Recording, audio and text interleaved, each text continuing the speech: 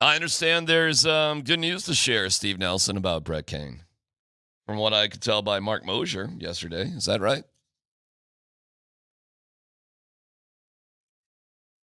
Saying that the eagle has landed. That's what I heard. That baby Boval has finally entered this world. Is that right? Can you confirm the report?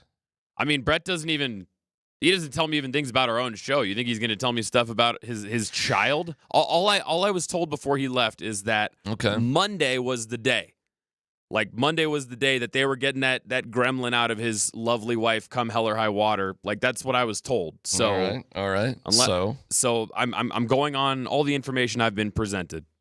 Well, congratulations then, from what we understand. And yeah, my presence here is a direct result of that. Unexpected, there's consequences. There's dominoes, Steve, that fall. Brett's wife pinches out kid number 2, and DMac is here for an hour in the morning. By the way, I want to wish a happy anniversary to me, Steve. You ready for this one? Hit me. 38 years ago today, I did my first radio shift ever. Syracuse University, WJPZ, Z89, Power Hit Z89, from the top of Mount Olympus. 1987, introducing, I don't know. What do you think was good in 1987? Like an assortment of Bon Jovi, Michael Jackson, and Madonna. Appetite for Destruction? Was that 1987? Feels like that got to be, that feels a little later, but we definitely played a chunk of Paradise City. I know I got to that. That's kind of around that time. Well, here, do you want to? If you can find the number one pop song from 1987, I promise you, I introduced it on this particular day 38 years ago. Well, do you want to give us a little taste of what we would have heard back then? If you got something? Oh wait, I need to find a version with the intro. Yeah, so you got to go. You got to go to the beginning. Okay, here we go. I mean, Good morning, Central New York. It's your boy Magoo. That's what I went by back then. Waking up at Syracuse University where, that's it? Wait, I screwed that whole thing up. I don't know who's putting radio edits in our system here. That song's got like a 3-minute intro. The hell was that? God. No, seriously, that song has a ridiculously long intro. It's been about, what do you say? It's been 87 years since you hit the post. I mean, so maybe you're a little out of practice. I could do a short intro. I'm just telling you, that song's at like a 10-minute intro. All right. Okay, just tell me, short intro. Top pop song, 1987. Okay, I got a good one. I'm gonna kill time while you hear me typing, and then this one you got a little bit of an intro, so you can. All right, you can do your thing. You kill me on that one. No, I know. You know that has a longer intro, right? Oh, and of course, because I mean it's Guns N' Roses. They're gonna let Slash do his thing for about 4 minutes before we ever get a word in. Okay, here we go. This when I googled top pop songs 1987, this is the first one that came up. All right. Good morning, Central New York. It's time to rise and shine and get to it. Whitney Houston on Z89. There you go. And there's, you can walk it up to a variety of posts. This one has like a lot of fake. I could do this one forever. You better not talk over Whitney's yas and uhs. I think you did it the right way. Whitney Houston, she's not dead yet. It's 1987. And Bobby Brown, I think she made a weird choice. Let's go. You what? You get like that. We have some CSU news right off the top. We'll get to Broncos by the numbers. I have to defend myself against the boys. Because cool, Carl. Nothing screams I don't watch any baseball like the baseball takes of Vic Lombardi, Mark Moser, and Matt Smith. Matt Smith in Prime. Did you hear Matt Smith in Prime yesterday? They were like, I thought they were going to go get a coffee after that press conference. It's. You know what I didn't realize until yesterday? Matt Smith was the one who asked the rain question. Oh yeah. Matt's been part of a lot of. Yeah, he is. He is rain. I'm one of those good weather man. Oh, make some rain. Kansas State may run for 600 yards against CU. That's a setup. Well, I'm sorry, Prime. We'll get to you in a second. Let's do drills that say it won't rain. All right. Hang on, Prime. We'll get to you. Season's mercifully almost over. By the way, did you see that they're playing that game at 10 o'clock? Let's get out of Manhattan as soon as humanly possible. CSU. Do you got some CSU music there, Steve? You got any rah-rah CSU? How about you, Rammies? What's up, Rammies? You're in the headlines today. Does it hurt your soul to play CSU? Okay. I dare anybody to know the words to this one, Matt McChesney. Rams, we are up in Fort Collins, and we have a quarterback who just spit on a guy from Boise State, and we fired Jay Norvell, but now we're gonna hire another guy who's been fired a lot, but you probably know his name. Susie Wargen went to CSU, and so did Rachel V. Hill and some other friends of mine that work in the media, but they don't follow their school either. All right, here is the story. Jim Mora. Jim Mora is expected to be the new CSU coach. Oh, okay. All right. He was playoffs. Well, it's his kid, right? Playoffs. It is his kid. Playoffs? It is you his kid. Me? All right. Playoffs? All right, Dad, shut up. All right, no dumb question. I'm pilfering from my own show. Jim Mora is Jim Mora's son, right? Oh, you gotta look that one up, I bet. I mean, how could he not be? All right, Jim Mora coming off back-to-back 9-win seasons at UConn. And believe it or not, I do know that UConn had a football team because they play Syracuse on a regular basis. They didn't while I was there, introducing Whitney Houston, Madonna, and Guns N' Roses back at good old Z89. But we played basketball. I mean, basketball in UConn, but football? Anyways, he had some successful seasons at UConn. So how about that? Like, CSU is a better job than UConn, huh? CSU pays more money than UConn? Okay. He is expected to join CSU, who is joining the Pac-12. They, spend all that money for a stadium that nobody goes to right now. Maybe they will. $200 million on that stadium. Steve, you ever been there? Yeah, I actually made it up to Canvas the first season that it existed. I saw CSU beat the brakes off of Abilene Christian. Well, that's a game. That's a game that'll go down in infamy. Yeah, Abilene Christian in the conference of football. Yeah, big, strong football conference. Good opponent. There you go. Yeah, the Sun Texas belt. You got close. But yeah, no, I think Canvas is beautiful. It's a lovely stadium. Actually, I was just about to say, there could be a significant reason for all of us from altitude to trudge up to Fort Collins in a couple of weeks. Quite a few of us are already going to be there for sure. Do you know why? A little trivia for you. You win nothing. Do you know why?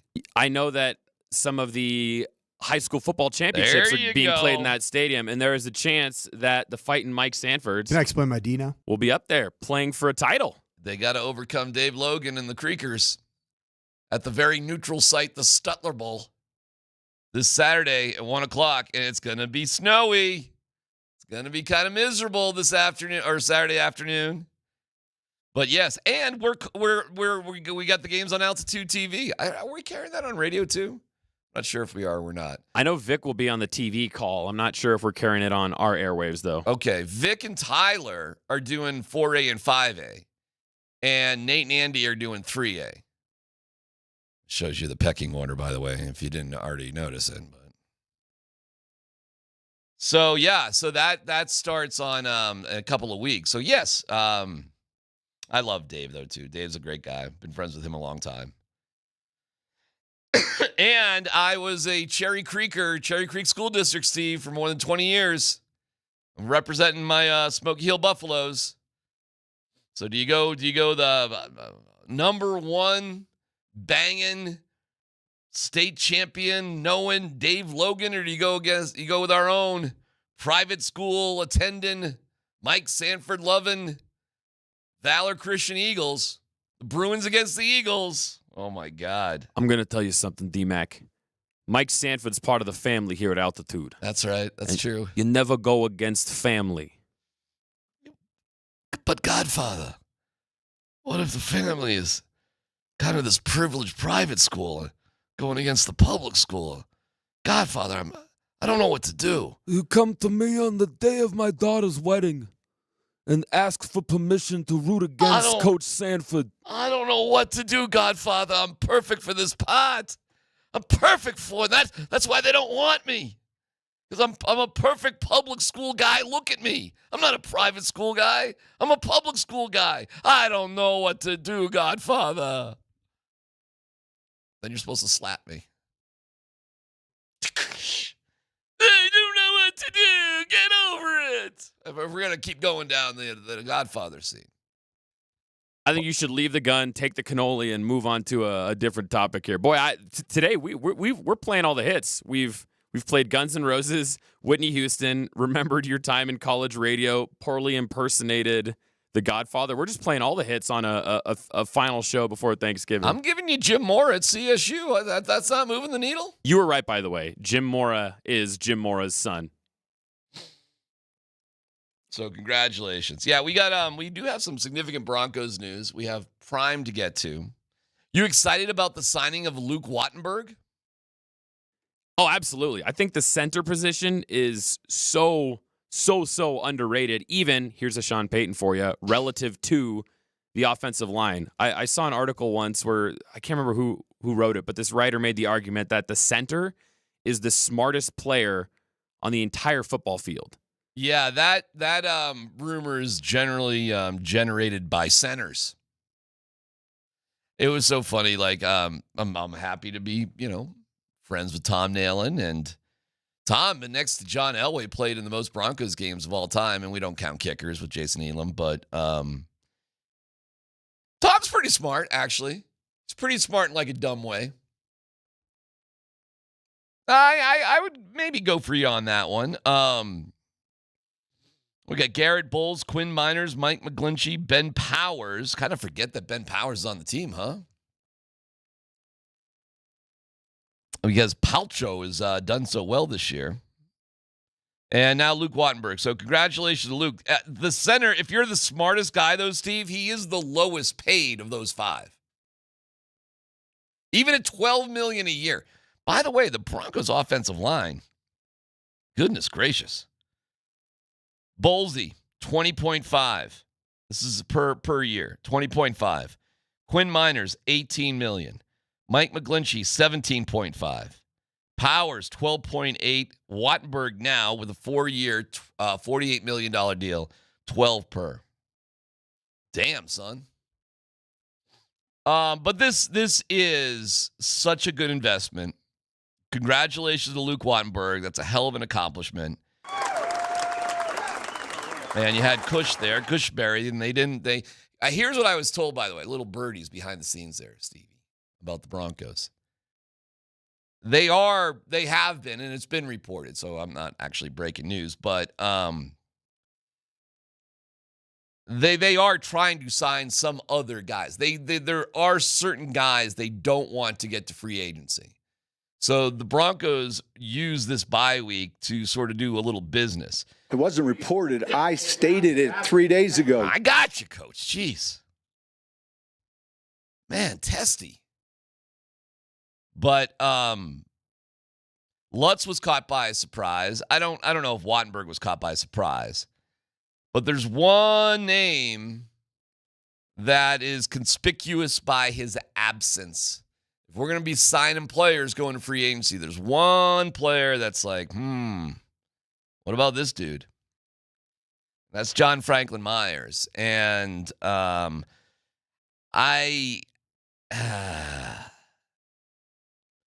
it's probably not a great sign that you got Wattenburg done before you got John Franklin Myers done.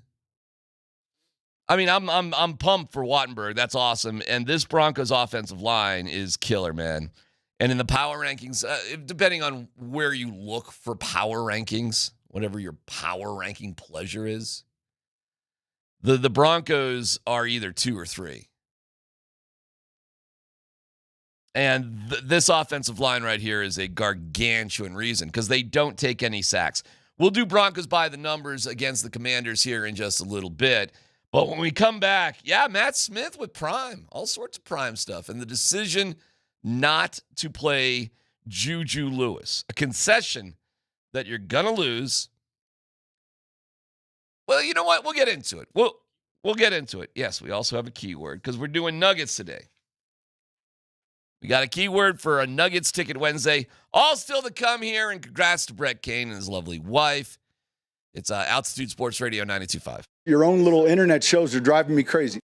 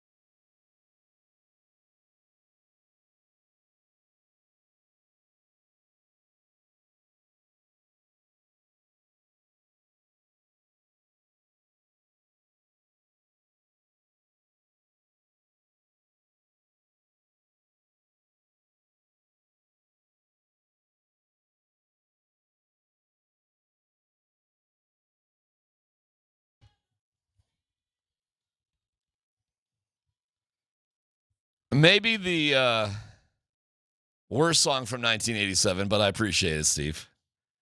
As we gloriously relive my first radio shift of all time. The 5th highest charting song of 1987 on the Hot 100 year-end in review. I believe you because we play this one. It was Mickey Thomas, Grace Slick, when they had completely sold out and stopped doing anything cool.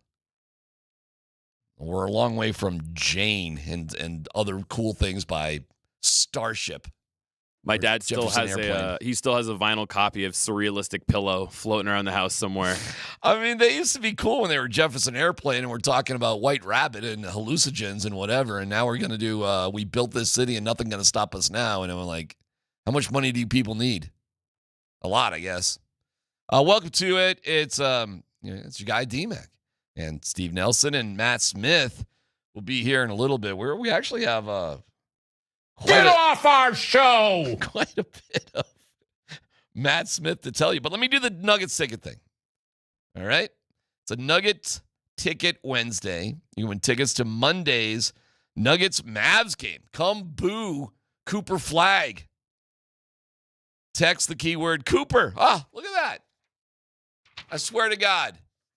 Because I'm like Anchorman. I didn't read this ahead of time.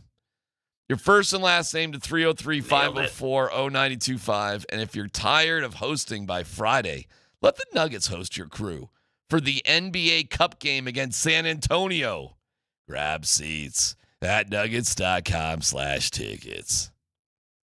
The 620 keyword is Cooper, or as Peyton Manning would say, Cooper. Text Cooper, and your name to enter, and best of luck. That's Cooper. As in Cooper Flag. Wait, you didn't tell me we're giving away tickets to an NBA Cup game presented by Emirates. Are you wow. Steve, it matters. That is a huge deal. It matters. Actually, the Nuggets are 2-1 in Cup play in the group of death, Group C. The court's a different color, Darren. This is a huge deal. The court's a different color. The game means more. Why? Because somebody in the Middle East paid for it.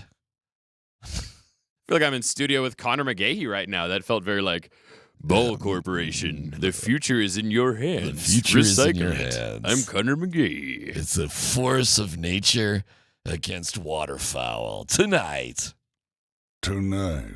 Incomplete. Actually, okay, so quick tangent. Anytime you ask Connor about that, because the incomplete, that whole thing at Mile High is so polarizing, I feel like, among Broncos fans. If you ask Connor about it, what he always says is, I don't actually say incomplete. Right. He always goes, I just set up the stadium to say it, so don't you put that evil on me, Ricky Bobby. He always dodges the question, because technically he just says, that's true. That pass was... And his pauses. He's never said incomplete. Yeah, there you go. Fair point. Fair point. I should just say that pass was. That pass was. All right, we get the prime stuff, or where are we at? Altitude Sports Radio loves football. Do you need a second here, Steve? You want me to just call for it? I can do that. Let's go prime on JuJu. You going to play JuJu or not, Prime? What are you doing? All right. What's that? That JuJu is going to redshirt. What? That's my decision. I want what's best for the kid, what's best for his family, what's best for this wonderful university that has given me the tremendous opportunity and given him an opportunity. I think for the program, it's best for everyone. But mainly, it's great for him. So I'm not going to say he was happy because he's a competitor. He wants to compete. He wants to play. His father, they cut from the same cloth. We had that conversation as well. Not that he forced it, that I know him. So we had that conversation. Uh-huh. So Kane Salter would start. This week's stop would be the backup, therefore, unless something crazy happens, an injury or whatever, in practice. But that's where we're going. So okay. All right. Well, this is the right decision. So I'm not gonna, I'm rolling my eyes a little bit about, well, this was my decision. It's like, okay. All right, cool. JuJu and his family would be morons to play in this game. Why? Well, he's young. He started at 17. He's only 18 now. And when you look at the drafted quarterbacks, excuse me, they're all a little bit older. Bo Nix is a little bit older. A lot of these guys are a little bit older coming out. And so what? You're supposed to get drafted at 21? So if you burned this year and then you had 3 more years, you would be 21. You'd be like 21 and a half by the time the draft rolled around. You're going to need more time. Now, the question, of course, is, will JuJu stay at CU? I think I would be stunned if he didn't stay at CU next year for the 26 season campaign for the Buffaloes, when they're likely coming off their 1-8 Big 12 finish, their 3-9 overall record. But after that, I don't know, man. And I think Prime's coming back too. And our own Matt Smith, I think he's doing a heck of a job filling in. I think Matt's doing a great job with Vic and Moj, and those guys aren't easy. So, but Matt is Matt split the show a little bit early because this was it. This is the last Tuesday presser of the year, and this is where if you didn't know, if you're just getting to know my pal Matt, nobody covers CU more than my guy, okay? Nobody. And he's got a good relationship with Prime. He does. So here we go. A little Matt Smith action. This is talking about what went wrong from last year to this year. I've been waiting to ask you this one for a little while. And based upon what you said to Scotty and to Brian about missing in 2 different ways, Right. I think it's a good time. Before the year, dating back to spring ball, you'd said many times that you felt like you had a better team than last year. Really did. Where did that deviate? Or is that in those 2, The thing about, man, you have no idea how bad I want to answer that question. Well, then See, if I answer that question, you're going to think I'm placing blame in this on people, and I'm not. But when I tell you guys the truth and I'm transparent with you, you find fault in the things I say. So when I tell you, guys, we made mistakes. Yeah. We made mistakes. Forget we. I ain't made mistakes. It makes you guys feel better about that. I made mistakes. Okay? I got to correct those. Boy, the whole, like, you guys are against me and everybody's a hater, and, you realize everybody in that room is just kissing his butt constantly. But Matt's having a relative direct conversation, but I sometimes wonder who you think the haters are. You know who the haters have been for the past couple of home games? The first down marker? Yeah, empty seats. The first down marker. The end zone. I don't want to tackle anybody. You give the ball to some kid. Poor Ronald Coleman. Seriously. We should all. They put little Ronnie in the game. Little Ronnie. Sounds like something from Belle Biv DeVoe. Going back to 1987. And when I heard that name, though, do you know who Ronnie Coleman is? Ronnie Coleman is a bodybuilder? Yeah, he's that huge bodybuilder. He's the one who would always say, if the bar ain't bending, then you just pretending. And so when I heard that Ronnie Coleman dropped the ball, I went, really? Wow. He's huge. I think Ronnie Coleman, if you look it up, has had some rough times. But, how much you bench? Here is Prime talking about more making mistakes with this team. I guess I was just wondering because, you tell us like, hey, I see things in practice and stuff. It just feels like, that was a big deviation there. So. Oh, no. Definitely. But. Is what it is. Understood. No, yeah. If I say what I want to say, you're going to find fault. And I can't do that because I'm not built like that. That's why I take it. It all starts with me and ends with me. Fair enough. I was debating upon whether or not to ask you now or after the game. No, you never debate, man. It is what it is. So always feel free to ask me what you want to ask me. If you get it off your chest, I'm going to try to get it off mine because sometimes I'm thinking the same thing. Got you. I did this for like 20 years. Right? I do. Yeah. Steve, how do you think it works? Like, does Prime order the latte and Matt goes and picks it up? Or how does that work? Where do you think that goes? I tell you what I want to say, but if I say it, you're going to find fault in it, DMac.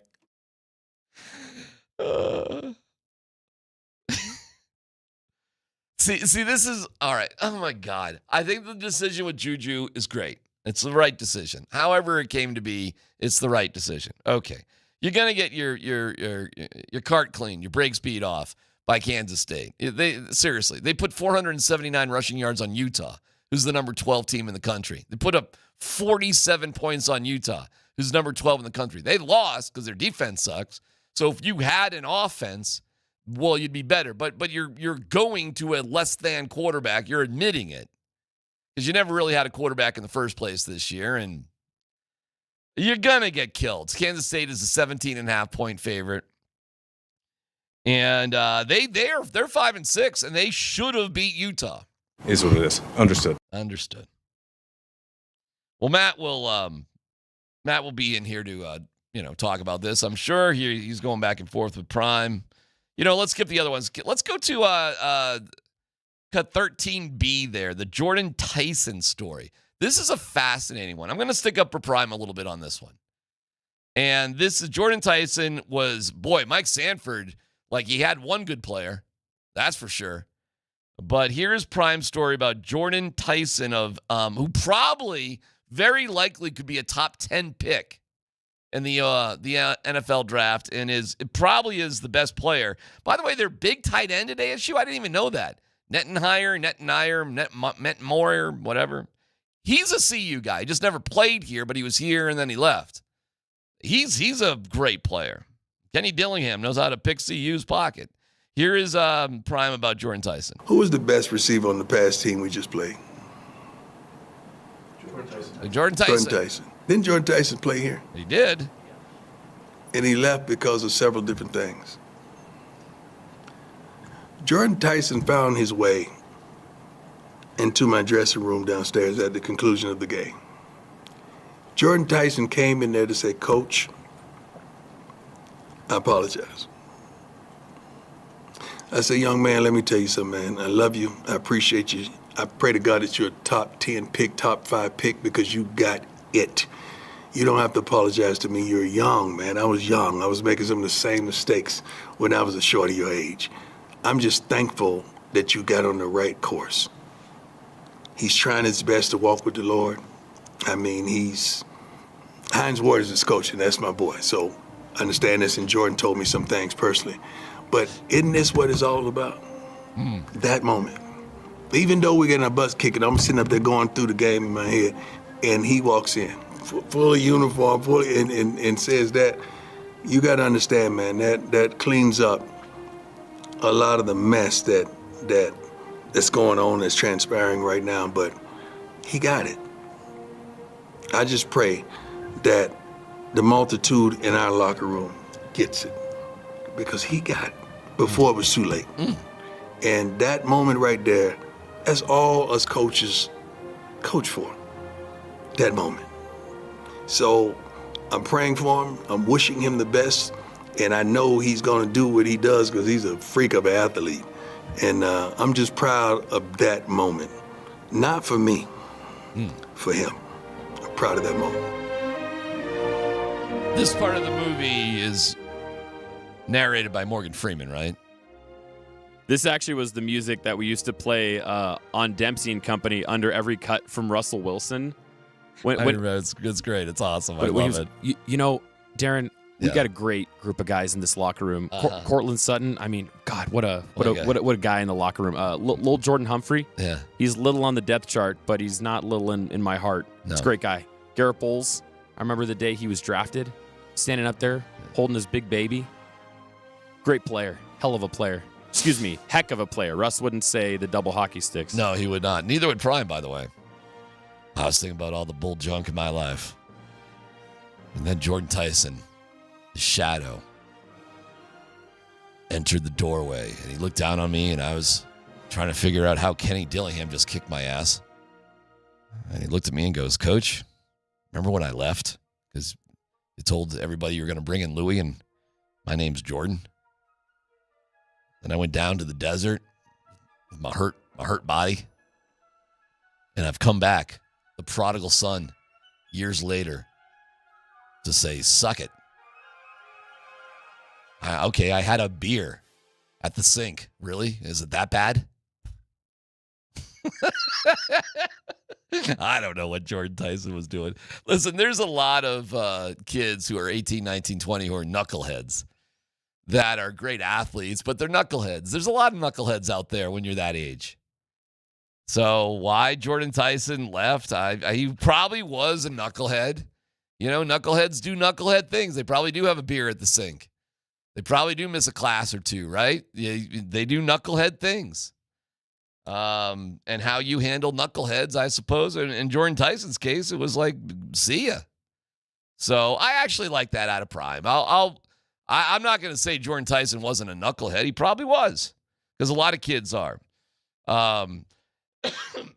You know what I realize about Prime, man? He's a good dad. He cares about kids. He really loves being around them. He wants things to go well. He just doesn't know what he's doing as a coach at this level, unfortunately. Here's the truth. Whether you like it or not, and it's a hard truth. All knuckleheads aren't the same. And what you can do as a knucklehead if, you went to Heritage and you ended up like Charlie Offerdahl. Like Charlie Offerdahl, and I don't know if he went to Heritage somewhere. Charlie Offerdahl could not be a knucklehead. He's a walk-on. Ronnie Coleman couldn't be a knucklehead. But you know what? Whether you like it or not, when you got a guy the talent of Jordan Tyson, the knucklehead scale can tip a little bit. And so you got to keep some of these knuckleheads if you want to succeed in Division I football. And that's the sad truth. But I'm not saying that Prime did the wrong thing by chasing away somebody who's being a knucklehead. But don't be surprised. Everybody realize there'll be other coaches. My guy, Kenny Dillingham, down there at Arizona State. Look at what I'm wearing today. I got a little issue gear on. Look at that. Oh, good for you. I don't know if there's anything you could do down there on Mill Ave, going local here, Steve, where you drink in Arizona State. If you go down on Mill, Kenny's probably buying the drinks. As long as you stick around and you compete to be a Sun Devil. And that's just the nature of college football, if you like it or not. Listen, if CU is in total desperation mood, and if they want to succeed, what you probably have to do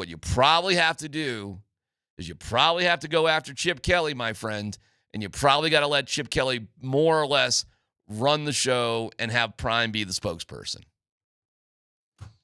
Other than that, I'm not sure what you do. Since you're an ASU guy, what kind of NIL deals are they handing out down there? Are they, tons. Are they giving out money? Like, are you sponsored by penicillin? It flows like water. You want to talk about something disturbing? Be a parent from Colorado on freshman orientation weekend. I could not believe the assortment of bikinis that were. I'm looking at the other parents. And I'm like, look at your daughter. Like, that's okay. You're talking about an ASU down there in the desert? Listen, here's the thing about ASU. If you've got a heartbeat and a checkbook, you're in. Our keyword is Cooper. First and last name, 303-504-0925. We'll get to the Broncos by the numbers. And I got to respond to the boys giving me a hard time about baseball. I dare them to give me any lineup at all by the Rockies when they decide to come out and, throw out their 2 cents. That's next.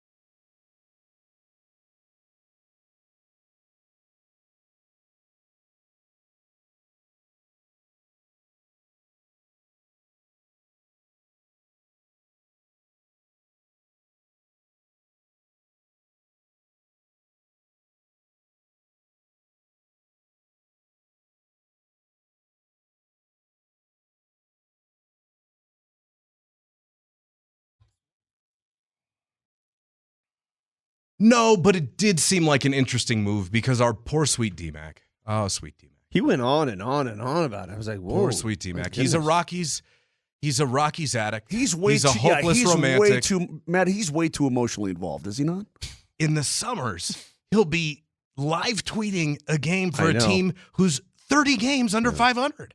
I mean, he's well, our two biggest baseball fans here happen to be probably DMac and Kreckman, right? They watch baseball. all the time. Brett's a baseball honk. Yeah, but he's not he's not like crazy that. about He's it. not like that. No. Those guys nerd out over this stuff. And I just don't care. Yeah, okay.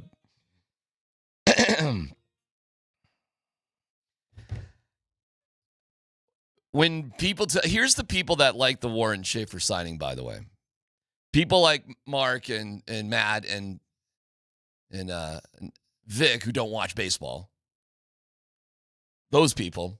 Ironically, the other people that really like the Warren Schaefer signing, so it's that group, like those guys, that just don't watch the Rockies at all. So they couldn't tell you why the Rockies win a game, lose a game. They couldn't tell you the lineup. They couldn't tell you the pitching. They couldn't tell you a damn thing about the team. But here they are to, chime in about, hey, Warren Schaefer, that sounds good. The other people are the people that have drunk the Kool-Aid and are really close to the Rockies. Because, we talked about yesterday, it's Jack, not telling Rose to move your butt over a little bit so I can be on the door too so I can live. It's like, oh, I guess I deserve to die. I've known this girl for 3 days, and she let me paint her naked, and so, okay, it's time for me to, go into the drink. It's those people, too, that like the hiring of Warren Schaefer. So it's an interesting group of people, those who know nothing and those who are so deep into it, they can't see the forest through the trees.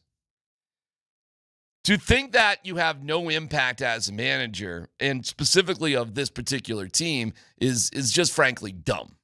And to think that Warren Schaefer nobody's expecting the Rockies, you realize, to win the World Series. But you need to be better.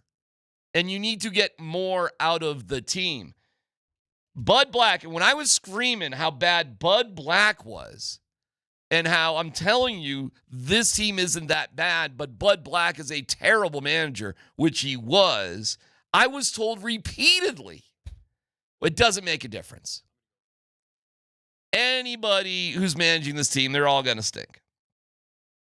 Okay. The Rockies' record with Bud Black had a 17.5% winning percentage. With the same exact team with Warren Schaefer, they went 36-86, still terrible, for a 29.5% winning percentage. So the truth is, you could do better, and a manager does make a difference. Now, in baseball, in general, how the team is set up is how the team is set up. And that's why the GM and president and your minor leagues and everything else makes a huge difference. But the manager does have some say, especially how he uses the bullpen. It's the number one thing. Most other decisions are made for the manager based on finances and the 8 positions that are slotted in terms of your position players and your backups and that sort of thing. But to hear those guys give me and maybe, on a sideways, Nate Kreckman a hard time because we actually follow the team and know what's going on. And to discredit, it's more or less what it is just shut up. The Rockies are always going to stink. It doesn't matter who's in charge. Just shut up. Oh, my God, he's still going. He's still going. Because that's the laziest analysis you could possibly have. And I'll make this argument. Don't boycott this team. Pay attention to them. And the first move they make is to retain the guy who led them to 119 losses, albeit better than the guy before. But how low is the bar? And the same analysis you would use for the Broncos, Avs, and the Nuggets, you just throw in the trash can when it comes to the Rockies, and that's not acceptable to me. So you can say whatever I want. Oh, you're going on and on and on and on. And on. I got it. You got it. Okay, you got it. Right. That's the attitude. Please stop. Yes, please stop. Go Dodgers. How about that? Is that easier? Let me give you something about the Broncos before I get out of here. And Matt and Vic and Moser can come in and tell you what Rockies game they watched last year. That'd be interesting. I'm nervous about this game against the Commanders. On paper, the Broncos should kill these guys. Defensively, I cannot believe how bad the Commanders are. 31st in yards per game, 32nd in yards per play. Points per game, they allow 27 points per game, 28th. 27th against the run, 29th against the pass. So this has nothing to do with Jaden Daniels being hurt. This is just, and Dan Quinn took the defensive play calling duties away from his DC, Joe Witt Jr., and but it doesn't seem to really make a difference. They lost in overtime to Miami in Spain, and it was a close game. It was. So it was better, but that's against Miami. They are a disaster in plus minus. They're -8, 30th in the league. I mean, it's absolutely brutal how bad these guys are. They're not as bad as the Broncos in penalties. The Broncos have committed the most penalties in the league. It's a disaster with the Broncos. But when I look at them, they've got, I'll tell you this, Marcus Mariota has so much ridiculous potential and has flashes of brilliance.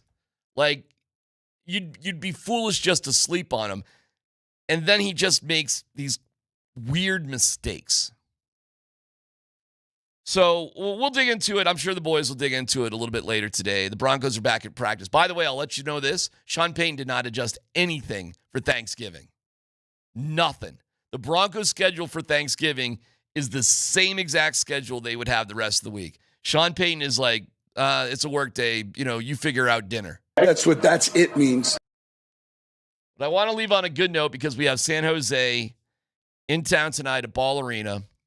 So your moment of zen before I give way to Matt and Vic and Moj as they pretend they've ever watched a Rockies game last year is from the Spittin' Chicklets about your Colorado Avalanche. What we're watching from Colorado right now is they're actually like on a pace, and they've only played 22 games. Like, they're looking like that Bruins team that broke the record for points, and everyone knows how that ended in the first round and Florida takes them out. But this Colorado team is heads and shoulders like above everyone else. They have one loss in regulation. It was to the Bruins. It was an afternoon game in the Garden. It still took a great effort out of Boston to get that win. But Makar is on like a record-setting pace. McKinnon is McKinnon. Netchus, like, just this whole Colorado team, not only are they the top of the watch list in terms of entertainment and like how incredibly fast the team is, but they're drumming everyone. So it's wild to see right now. October 25th. That's when they lost to the Bruins. That was their last regulation loss. Just the amount of wins they have. It's just crazy. And never leaving the building without a point. We're coming up on Thanksgiving. They have one game without a point. MLK is next.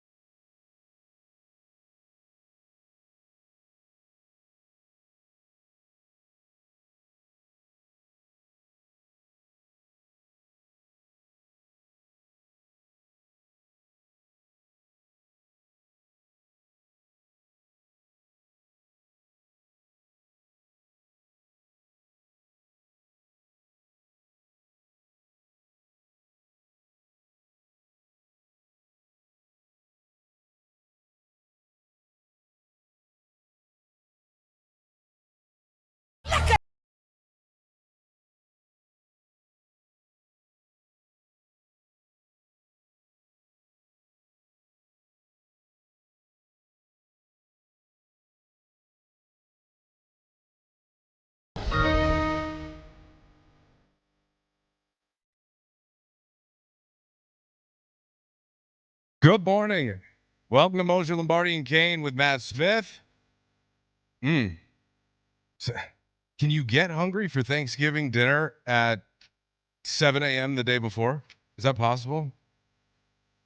It's what it's feeling like. If you're not familiar, Brett Kane is out for just the next little bit as they've welcomed baby number 2 into the family. Gentlemen, it's your show. How we doing? If Brett were smart, he would have consecutive children, or maybe like 4 in a row. Just map it out. So you're out for a little bit. Let's get going on the next one. Boom. You're out for a little bit. Let's get go. Boom. Yeah. I mean, Moj, you can prolong this for as long as you like, really. I mean, you can go 9-10 deep. I can't, but somebody could. Well, either way. Travis Henry, I think probably. Well, Antonio Cromartie. Phillip Rivers. Phil would never play quarterback. No. How many weeks is that? Can you do the math on that one for me? It's a lot. It's a lot. Anyway, good morning. Welcome to it. Good to talk to you, man. Good to talk to you. I'm so glad to be here today to talk to you. By the way, I'm pretty excited. I am pretty excited because today we're going to get into some Avalanche. And we haven't really had a chance to dive too deep the first couple of days. This is day 3, all of us being together. Of course, we've got the coach, Jared Bednar, coming up at 8 o'clock. And Moj, this is a big milestone in the NHL tomorrow, American Thanksgiving. Do you subscribe or do you not subscribe to that whole philosophy? I totally subscribe. There are outliers, Vic. What they say is this, is that the teams that are in a postseason spot at American Thanksgiving. Wait. It's Thanksgiving. We're not doing this American Thanksgiving. We're not doing that. It's Thanksgiving. American Christmas. Yeah. Here comes American Easter. Hey, everybody, let's celebrate American 4th of July. I don't care what Canada celebrates. This is Thanksgiving. Football. Turkey. I mean, seriously, what are we doing here? Next question, man. Pumpkin pie. Oh, I'm listening to Collins and Rosington just tear it up. Hang on a second. Woo! Are there any Canadian Thanksgiving traditions? Like, what is the difference? We asked Jared Bednar what he did. Theirs is in October. He doesn't give a rat's rip. He celebrates the Thanksgiving in the country he's in. Yeah, we asked him, hey, how'd you celebrate Canadian Thanksgiving? He said, we didn't. Right. Exactly. Okay, Vic, let me get back to the point that we were trying to make. All right, but refer to it normally. Just would you calm your jets? I'm already pissed at DMac. I'm going to destroy him with 2 sentences, but that's beside the point. Teams that are in the postseason spot at Thanksgiving, about 78% of the time, 75% of the time, they're in a spot when April rolls around. Now, you have outliers. You have teams that jump in, jump out. Some are right on the cusp and so on and so forth. But the teams that are on the up and up, the teams that are there rock solid and standing where they should be, those teams are in. So let me give you an example. Avs, Stars, Wild should be in. Ducks, Kraken, Kings, it's a little bit tighter over in the Pacific than it is in the Central Division. Yeah. But listen, the Oilers could get there. The Jets right now are on the outside looking in, which is crazy, and they've got goaltending issues because their number one, Hellebuck, is out 4-6. So, I mean, those positions could jostle a little bit, but the majority of the teams that are in are going to be in. You know what that would mean? That would mean Edmonton would be out. And I don't know if you caught what happened last night. I don't want to get into it too much. Yeah, but they got pumped 8-3 by Dallas. I turned it on after the first period because, believe it or not, my wife and I set up our Christmas tree last night. Is that right? Yeah. Early. Yeah. You what? I mean, that seems early. I guess you got to have it ready for Thanksgiving. We've never done it before Thanksgiving in the history of the world ever. But we had the time. Thanksgiving's a little late this year, right? It's the 27th. So, we thought, we'll do it. So we did. Might as well. But I turned it on. It was 4-0 Dallas after 1. I'm like, you got to be kidding me. Oilers are in big trouble. Big trouble. Big trouble right now. Big. If you really can't see it on the radio, but on the Twitch stream, you can see I'm playing the world's tiniest violin. Oh, I have one of those. Do you? Yeah, he does. Right at the desk? He's got everything. It's ridiculous. It's down in my office right now, but I have one of those tiny violins. If you ever reference that again, let me know, and I'll have that prepared. Okay. Quick question, Moj. Last thing on this.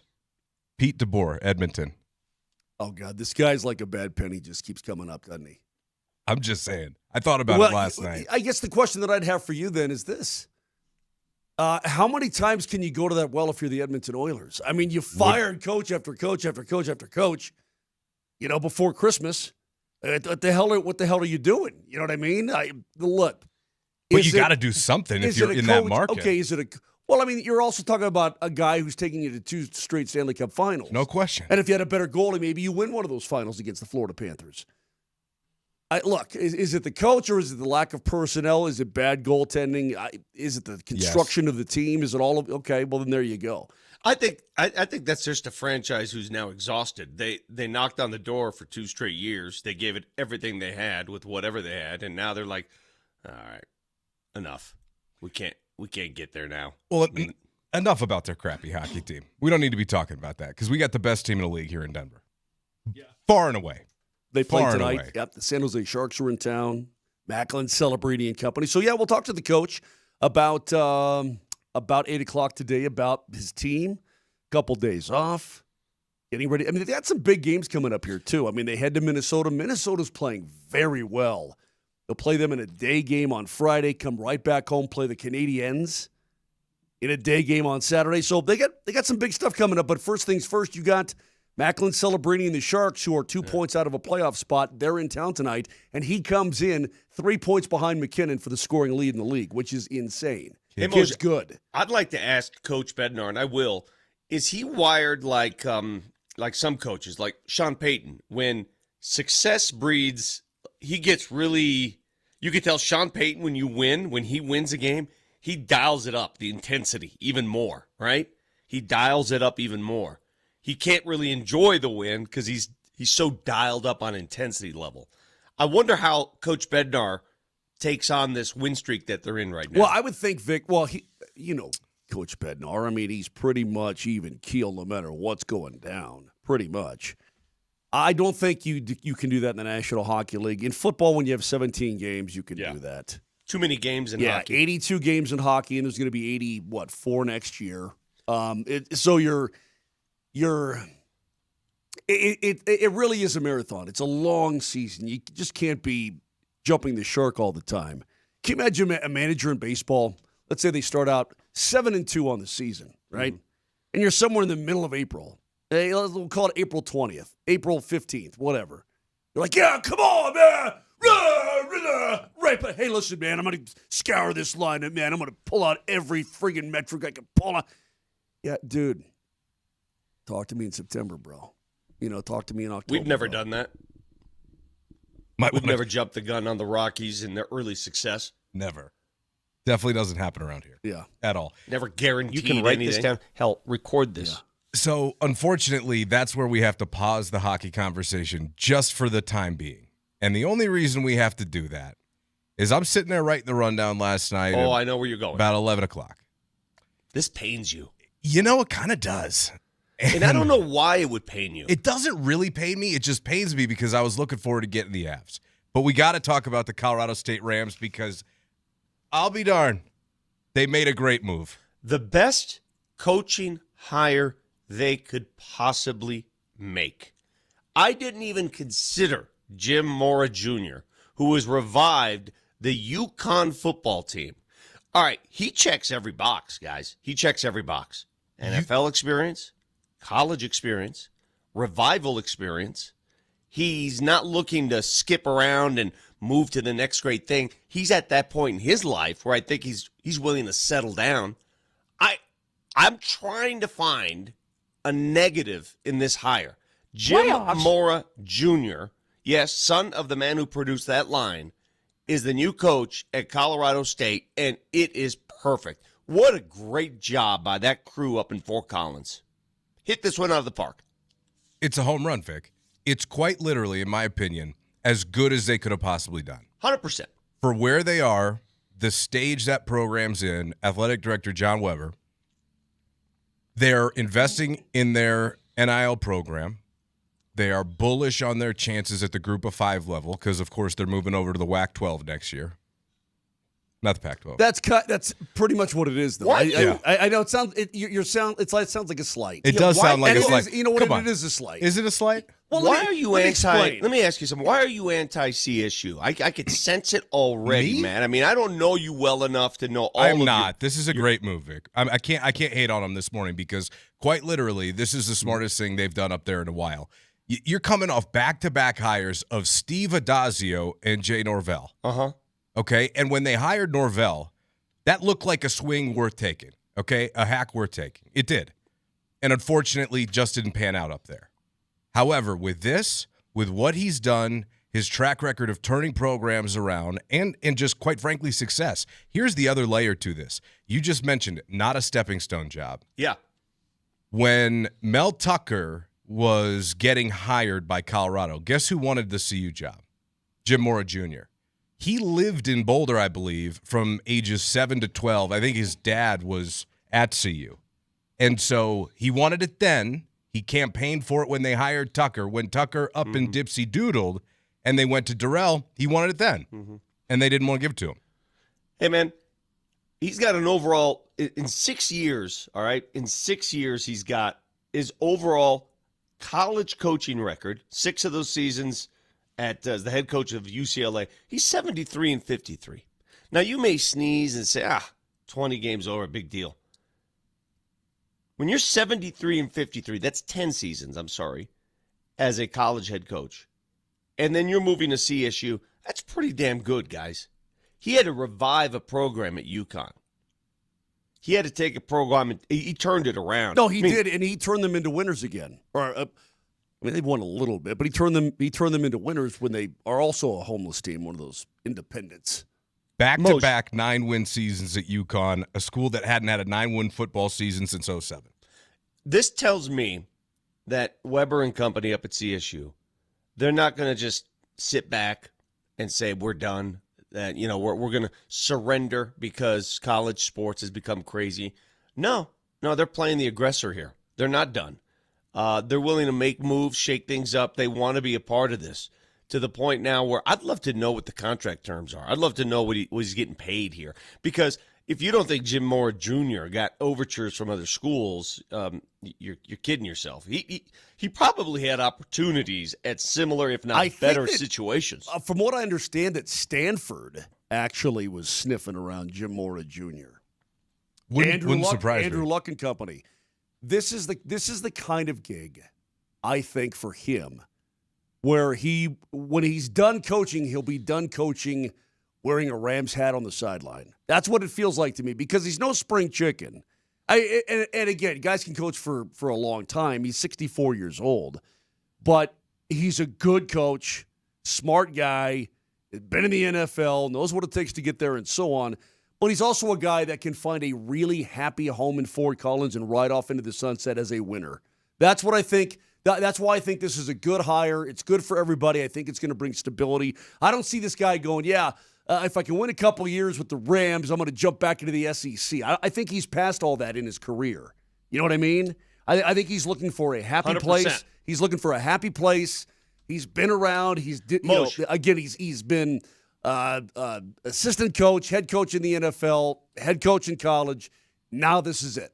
That's why this hire makes so much sense because the worst thing CSU could have done, in my humble opinion, is go get a young up-and-comer who's just got his eyes on another prize. I mean, that's the worst because you're not getting anything done here, and you're using this to skip to another. You can't afford to do that right now. There's too much at stake. The game has evolved so quickly. You still got this new stadium you're trying to show off, for crying out loud, and you haven't had the opportunity to do that. So go get a guy who's going to live here, who's going to want to be here, who's going to take up roots here. And I think they've got that guy. You're right, man. I'm looking at Jim Mora Jr. How the hell is he he's almost 65 years old. Look at his hair. It looks good. I know. Got to get that recipe. I know. unless he has some mechanical help, he's doing pretty good. And going to bite my tongue a little bit so I don't insult you. You can do it. I told you won't offend me. Hey, Dill. See, how old are you? 33. You don't know squat. I can't tell you, Vic can, but I can't tell you how good the Pac-12 used to be. Oh, I used to be really, Conference of Champions. really good. And the fact that it exploded. You mean the Pac-10? Because once Pac-10, it went to right? Pac-12, it started. Pac-10. I mean, as somebody who grew up being spoon-fed on Pac-12 football, Pac-10 football, man, it was a damn good conference. But it's just by name now. Come on, dude. Yeah, I know right it is. I know it is. You lose UCLA and you lose USC and you Oregon. lose Washington I mean, and you lose Oregon and you I don't give a rat's rip about Cal and Stanford. That's me personally. But the fact that it blew up is still a little bit heartbreaking for those who grew up on that and ate that for breakfast. I'm also in that category. You're a Big 12er. Please. And the Buffs will always be Big 12ers. I know you had formative years in the Pac-12, but Buffs are Big 12ers, man. As a guy who used to travel around, ask me if I prefer. Ask me if I prefer going to the LA Bay Area, LA or Norman, Lubbock. Yeah, Lubbock and whatever else. Yeah, okay. I mean the old Big 12 was killer. It was awesome. Manhattan, Kansas, this time of year. It's just a gem. Beautiful. It's a gem. I'll tell you. I started thinking last night. I was like, theoretically, the 7 hours doesn't sound so bad, but around Thanksgiving, you got to do it twice. I mean, I'm not going to complain. Who are you going with? Oh, solo dolo. You're not taking anybody with you? One of the Lone Ranger, one of the minions out there. How many people do you think are going out to Manhattan, Kansas over Thanksgiving to cover a 3-8 football team? I was talking to everybody yesterday. I think there's about 3 of us. Well, I don't know. Are they serious? I think there's about 3. I think there's about 3 If of they're us. serious, they are. How do you keep your eyes open on that drive? I did that drive once. It's probably the most boring drive on earth. Yeah, Let me tell you something. Eastern Colorado, I love you. Man, you are basically Kansas, baby. You got nothing. Live from the Backus and Shanker studios, their passion is justice. We appreciate you rocking with us this morning. On the other side, the Broncos. We talked about them yesterday. This ownership group is the class of the league. It really is. And they got more business done yesterday. We'll explain next.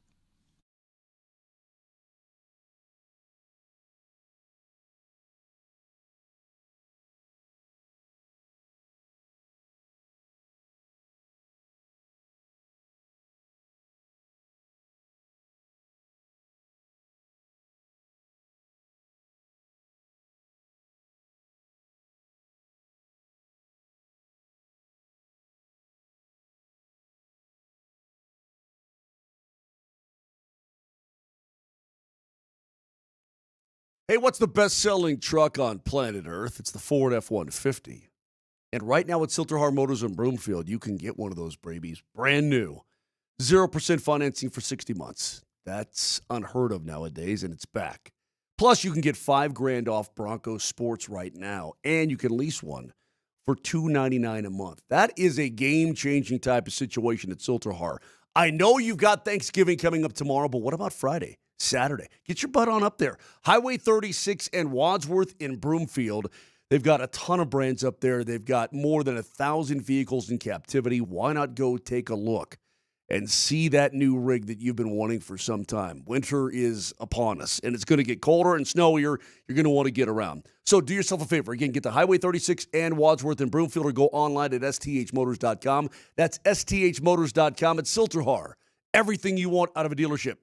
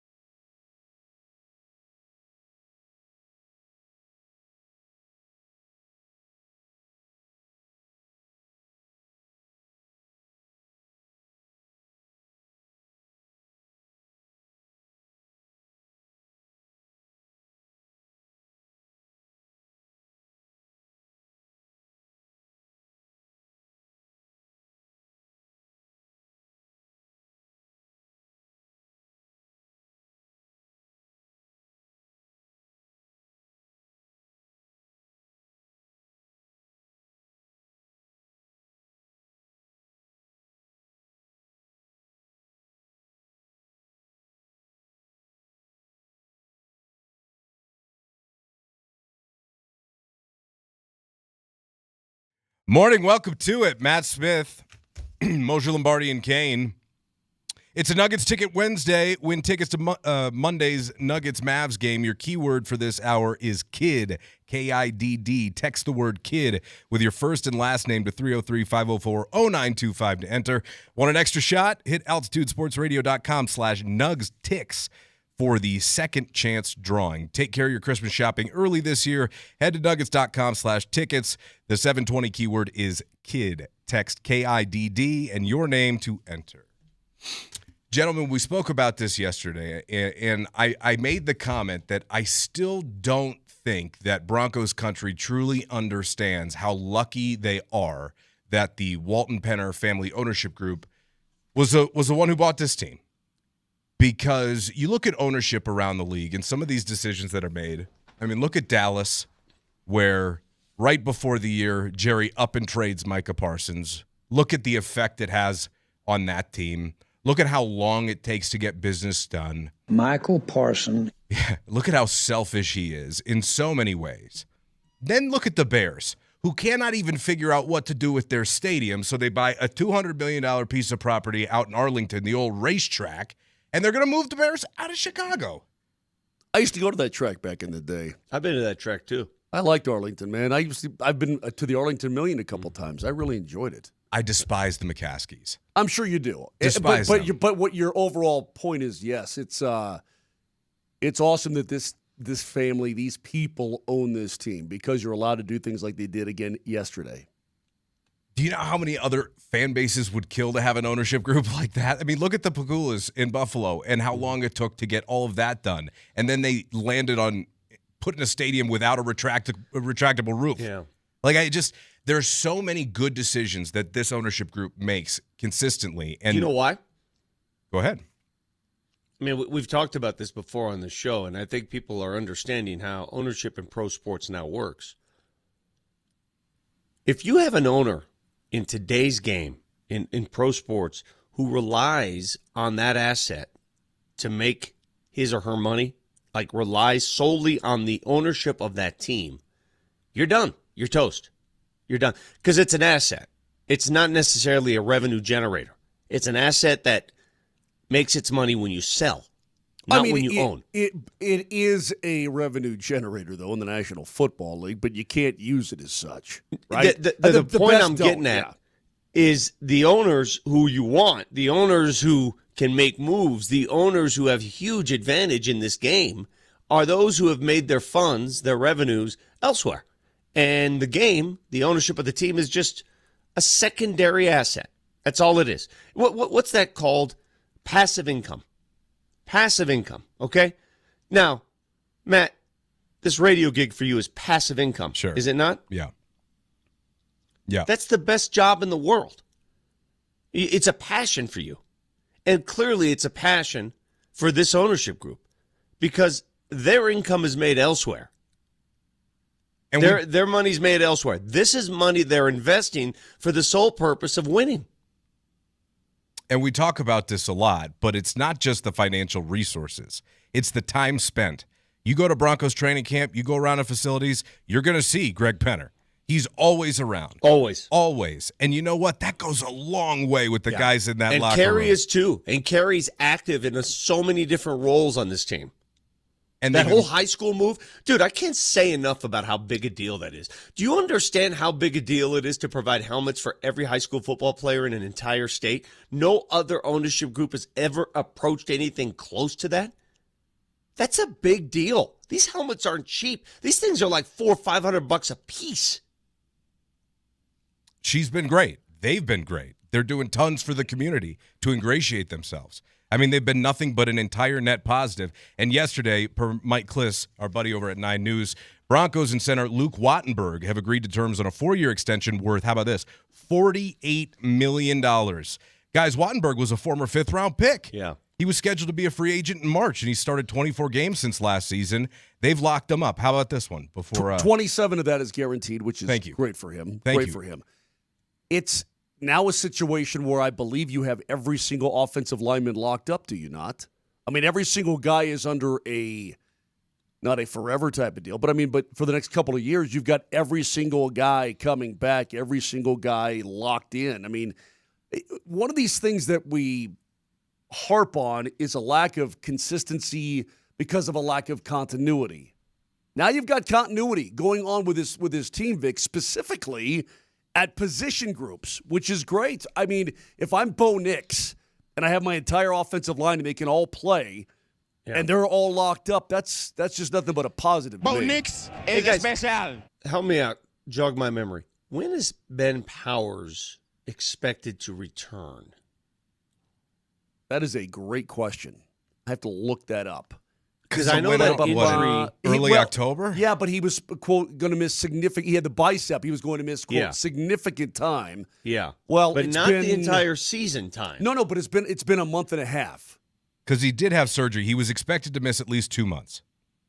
Okay, so you expect him back for the stretch run in the playoffs, is what I'm saying. Yes, sir. So that depth returns. And what's so good about this offensive line? Ever since they made that change. The first couple games after he went down, it got a little sketchy there. But then they went to Palczewski, and he made all the difference in the world, and they haven't skipped a beat, have they? No. They look great. Yeah. No, you're right, Vic. That's been underrated, an underrated storyline, and they have. And clearly, all the – look, how do you guys feel about PFF? Some of these rankings are all over the place, which is why I take it with a grain of salt. Oh, yeah. You're talking to Mr. Analytics. Grumpy, old, crusty, leather-faced. Go outside, open the newspaper and read it when it's raw and wet. You're looking at two of the worst, probably most anti-P, whatever the hell, PFF, PFT, PT. I don't know what the hell you're even talking about, son. Good. The other piece of Broncos news, which came out just after we were off yesterday, Alex Singleton told Good Morning America his pathology results came back clean from cancer. So he's cleared to practice with the hope of playing Sunday. Good Morning America. Yeah, Alex Singleton told Entertainment Tonight that is. Wait. Now you're being dumb. Well, who the hell on Good Morning America is interviewing Alex Singleton? Well, they wanted to be. It's a national story, dude. How often does a pro football player go through testicular cancer during the season and return a couple weeks later? That's a national story. You're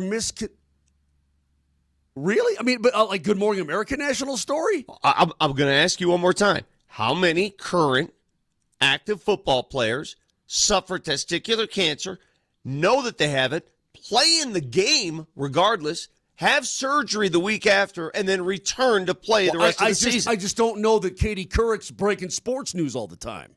That's all. Look, I understand where you're coming from. It just doesn't seem... No, I know, I get it. I get it. It's an odd place, I guess. However, he is clearly trying to be an advocate for 100%. For early detection. He should be. Don't get me wrong. And if you know Alex Singleton, that dude is total stud. Pure. Total He's stud. Just pure. Yeah. You know how Prime puts Absolutely. the D's on the jersey up in Boulder, even though this year they didn't really deserve them? Alex Singleton deserves a D. That guy breaks his thumb, hurts it again. He doesn't miss any time. He's been out 23 days after having surgery. I know Strahan's on Good Morning America, but I think of like Stephanopoulos. Okay. I got you. Hold a copy. Mark. Hey, the Rockies are retaining. The Rockies are retaining Warren Schaefer, according to George Stephanopoulos at Good Morning America. If I said that, you'd be like, I get it. Okay. The F you talking about? So if Wolf Blitzer announces the next lineup change, I get it. Right. But if somebody took pissy? Moj, that's not the story. The story is this: if somebody took one of your colognes and you're back on the field 2 weeks later, that's a pretty big deal. It's. Do not get me wrong. It's the outlet that struck me as odd, not the message or anything else, which is incredibly important. By the way, other NFL news yesterday, Brandon Cooks, released by the New Orleans Saints, former Oregon State wide receiver back in the day. Brandon Cooks, also a former Sean Payton player. I thought, well, Broncos, maybe a little bit light at receiver. Maybe they want a little veteran experience, another weapon to bring in, but they had no interest, so Buffalo signed him, which I thought was interesting. I thought Denver might take a look at him. Yeah. He said, he was told, he said it until Mike said he loves his wide receiver room. He's fine with it. Now, he says that about every room, right? Right. But at the same time, we're told that they did make a run at Damian Pierce. They just lost out to Kansas City. Right. I wonder how many coaches would admit, you know what, I like most of the rooms, but I don't like that room. You know what I mean? Vic, is there a room in your house you don't like that you're not a big fan of? Well, I use two rooms. This room, where I do my radio show, we've turned my son's old bedroom into my radio room. I've been in it. Yeah. Is the skateboard still on the wall? Skateboard's still there. I don't know how to take it out of the wall. Right. That room and my office where I spend all of my time. No other room in my house I don't even know what the rest of the house looks like. You know what? I've probably been in more rooms. Well, that's not true. I've been in your kitchen, hung out there for a while. I don't really go there too often. Basement, that was cool. Yeah. Well, I mean, I'm just saying. How's his powder room? Blow it up after me. Wow. Okay. No. There's a wing in our house where I don't think I've ever been to that wing. That wing. Listen, man. But how many coaches would truly admit, you know, I'm just not a big fan of this wide receiver room, or I'm not a fan of this running back room, or you know what, this DB room needs a little kick in the tail. I mean, I'm sure that there are coaches who feel that way, but you'd never hear them say it. Can I ask you guys a question? So when he says, I'm happy with my wide receiver room, well, good. Are you really? No, Vic, you can't. That's not what we do here. All right, I'll pose a question and not even expect. We don't speculate in sports radio. Mm-mm. No, we don't do that, Vic. Nope. So this is what you I've yourself learned. said it last week. We don't do that. This is what I've learned in the 2.5 years under Sean Payton. He is very, I mean, when it comes to access to the team, he has changed all the rules, right? He has changed how we access the team, how we interview players, how we interview coaches. He runs his program. He runs a very tight ship. And that's his right. I mean, it works. Look at what he's done. Right. Am I the only one who is pleasantly surprised? I am surprised that in this last week, Vance Joseph has not done one but two interviews. He did one with Big Al and CJ. Yeah. And he did another one with who was the Peter Schrager? He did Peter Schrager's podcast. Dude, do you understand how? Yeah, do you know how rare that is for Coach Payton to allow his coordinators to speak outside the hallways of Bronco headquarters? And I'm thinking to myself, what's going on there? Is this a head coach who's like, all right, I know I'm going to lose him. I'm going to let him start campaigning for jobs. Yeah. I think that's doing your guy a solid. And that goes a long way with other coaches around the league, too, especially if they're trying to get other opportunities. They see that stuff. A, they're winning, which helps. B, the defense is flipping awesome. And then down the line there, C, hey, man, defense is kind of getting all the spotlight with this team. I understand that, but I'm talking about the way Sean Payton operates this media machine. You missed it. I'm talking about the way Sean Payton operates as a human being. Right. Hey, man, the defense is a story. They're getting a little too much jive over here. Hey. You want to talk to my guy? Talk to my guy. I know we're 9-2, but I'm sort of tongue in cheek teasing in that regard, but Sean Payton is the man. Period. The man. Evan. I'm sure. I'm just sure it's one of those things All I'm where saying he is would prefer both. He would prefer both sides of the football. What all I'm three saying, phases. Nelly, now's the time. I have Vance's number. Let's get Vance on the show because it seems like, hey, it's time now. He's letting these guys talk. Let's go. All right, give me his digits. And then when I ask him if he's going to come on the show, he'll do what he does to start every answer. He'll go, Vic Lombardi? Mark Moser? Paxton? Vic's Vic. Vic's Vic. It's he doesn't have a prostate. It's a Nuggets ticket Wednesday. Win tickets to Monday's Nuggets-Mavs game. Your keyword for this hour is KIDD. K-I-D-D. We'll get back into the Broncos as they've got the Commanders on the road this weekend on Sunday Night Football. And on the other side, I had to dip out a little bit early yesterday, gentlemen, because I had to go up to Boulder for the final Tuesday presser of the year. We'll take a listen to what Coach Prime had to say because there was some big news released that will affect this weekend's game. We'll explain next.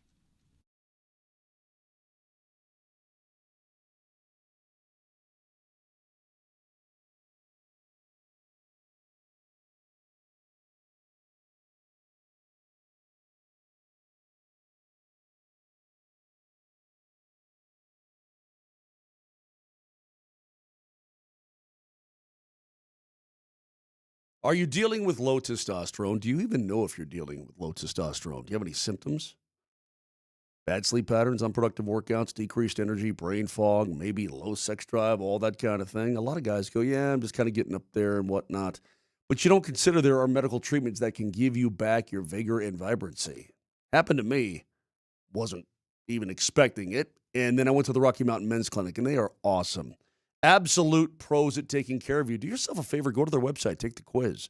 RockyMountainMen'sClinic.com. 10 simple questions. Yes, no answers. Takes 2 minutes. Find out if you may be dealing with low testosterone and get that vibrancy back. They're going to draw your blood if you make an appointment. Results within 30 minutes. In fact, I'm going to be going over there today after the show. And maybe I'll see you there. Maybe you're going to make an appointment to get your butt on over there as well. You're with a Colorado licensed medical provider, and they are the best. And if you sign up for testosterone treatment the day of your appointment, your visit's going to be absolutely free. So give them a call. Find out. 720-440-7900. That's 720-440-7900. Or again, go to RockyMountainMen'sClinic.com.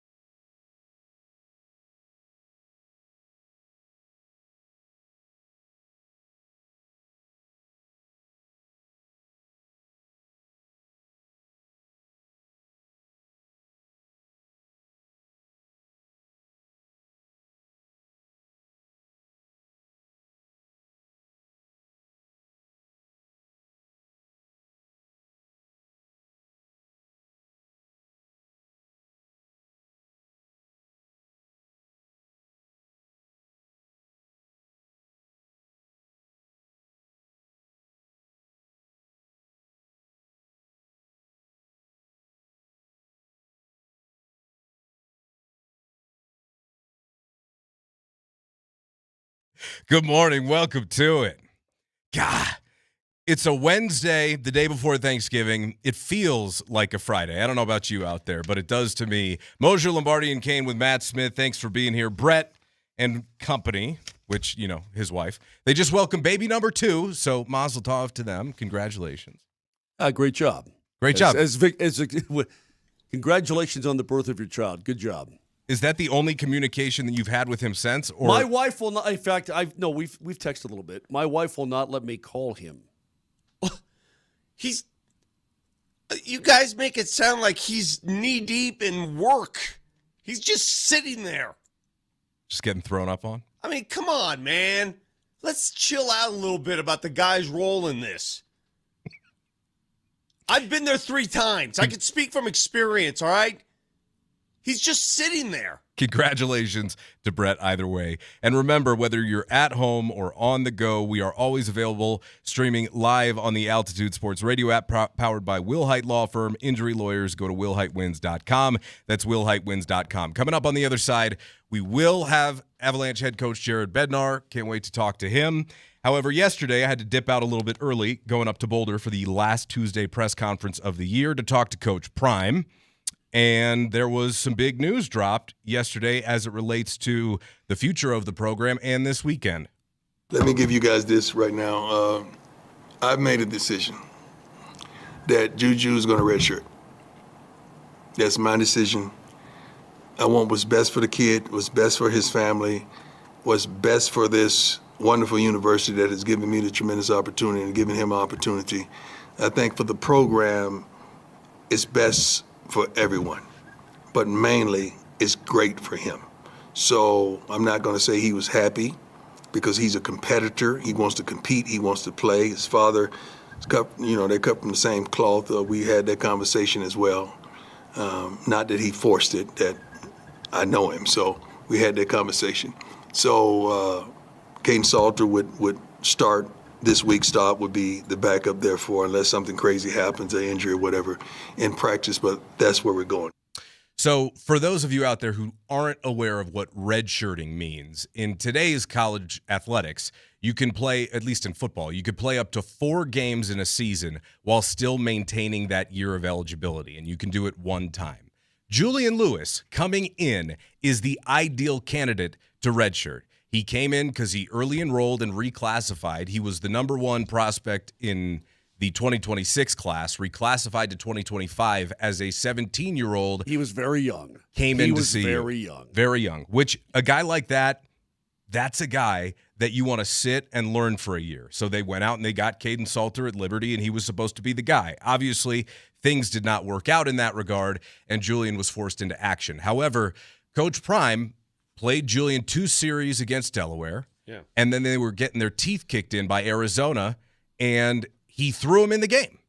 And I was incredibly critical at that stage because it didn't seem to me like they had a plan, because it seemed like the logical thing to do here was to just wait a half. You're down 45-7, and then give Jules the last 3 games of the year, give him momentum heading into next season. And so I was very critical because to me it demonstrated a lack of forward thinking with something that's like a college football 101 staple. Any head coach should have been talking to their 5-star quarterback and their family long before like week 8 or 9 about potentially redshirting him after they didn't go to him that year. Sure.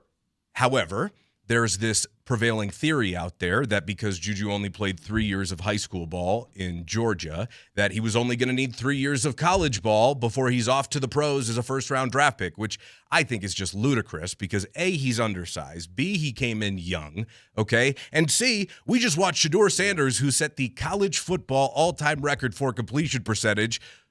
Not going to get better than that, and knock me over with a feather if JuJu ends up better than Shedeur. And it's no slight against JuJu. That's how high of an opinion of Shedeur I have. But you tell me he's going to be a first-round draft pick at 20? It doesn't always work that way. I can tell you thought about this a lot. You're too close. You're too close to the fire. It doesn't always work that way. He's right on this accord. You can be 5-star, 10-star. You could be a 10-star general. Do they make 10-star generals? They do not. I don't care. You could be every star in the world in high school. It doesn't necessarily translate to college football. Who was that kid? Remember that kid that was a can't-miss prospect that went to LSU, and you never heard from him again? What? There was a can't-miss prospect, a young college kid. He pulled the same move. He came out a little early, and this was recent, and I wish my memory were a sharper memory because this was recent, and he got out of there, and you never heard from him again. You hear about these quarterbacks that come in with all of this fanfare and don't really make it in the college game. It's a different beast. It's a different hump. I know this. Is there anyone out there, please, that doesn't think this is a good move for JuJu, his family, CU? This is the only move. Of course you're not going to play him in this last game. Why would you? Well, there's a little bit more complexity to it, and this is where we get into the weeds with college sports, because coming up on December 15th is a preliminary injunction vote, the first one on a potential 5-5 rule, giving student-athletes 5 seasons to play 5, which would be new, because most athletes who have been suing the NCAA for an extra year of eligibility, i.e. Diego Pavia, Vanderbilt's quarterback, last year, getting them to essentially rule that the years he spent in JUCO did not count against his eligibility.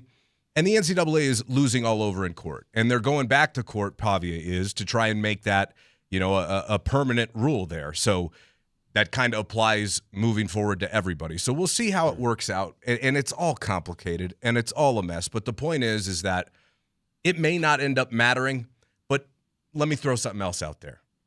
Okay? They're 3-8. Kansas State almost rushed for 500 yards against Utah. They should have beaten Utah. Who's got that game. They had it. One of the best defenses in the country, okay?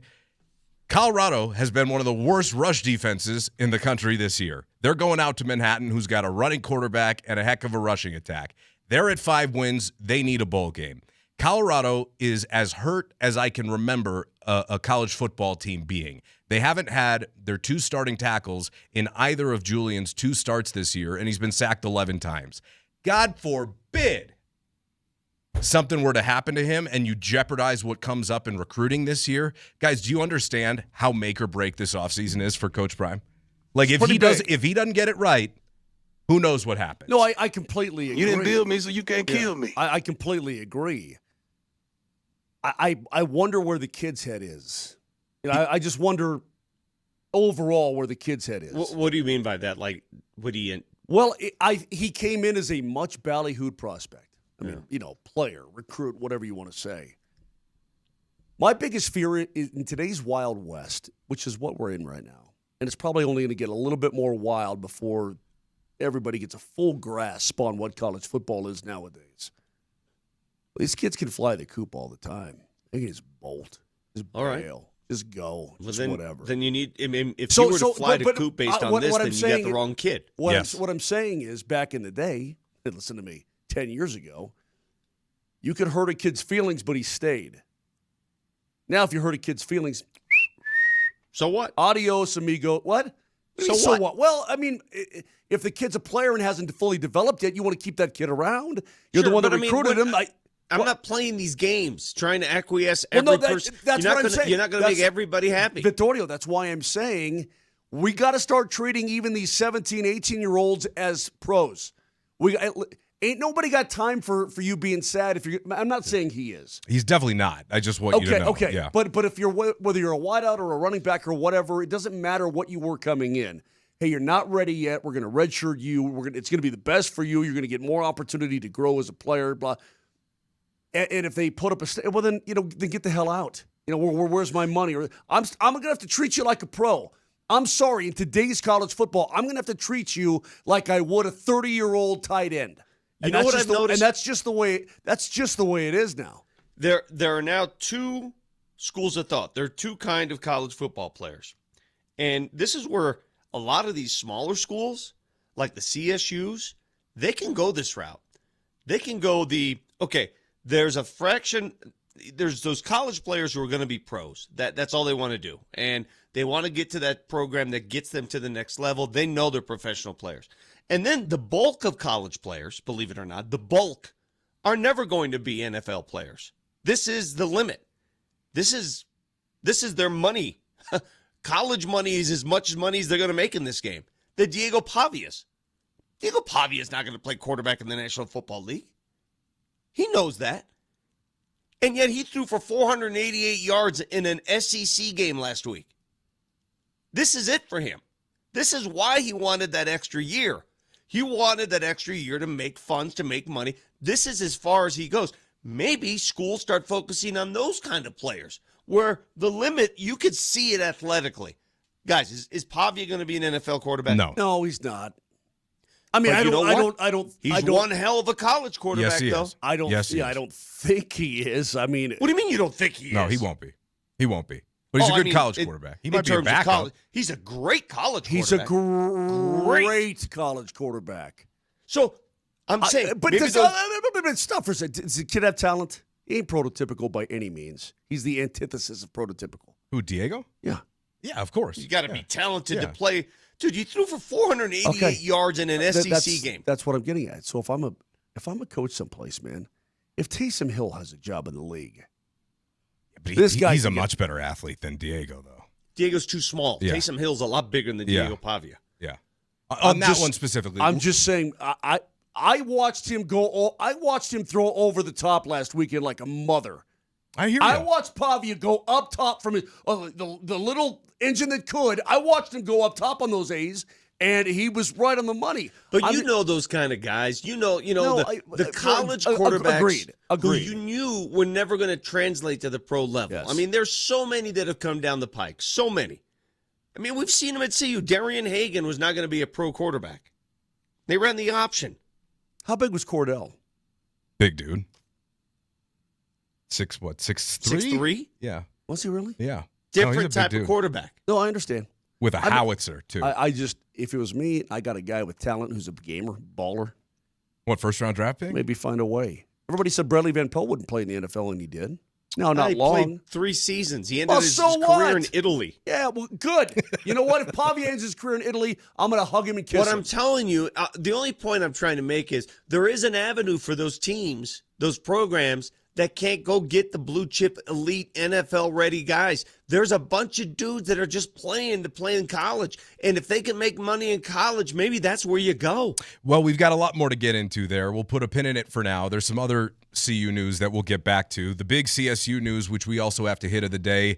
Jim Mora Jr. hired as the new head coach at Colorado State. CSU makes a splash. We'll dive into that later. But on the other side, we're going to talk to the head coach himself. Jared Bednar joins us next.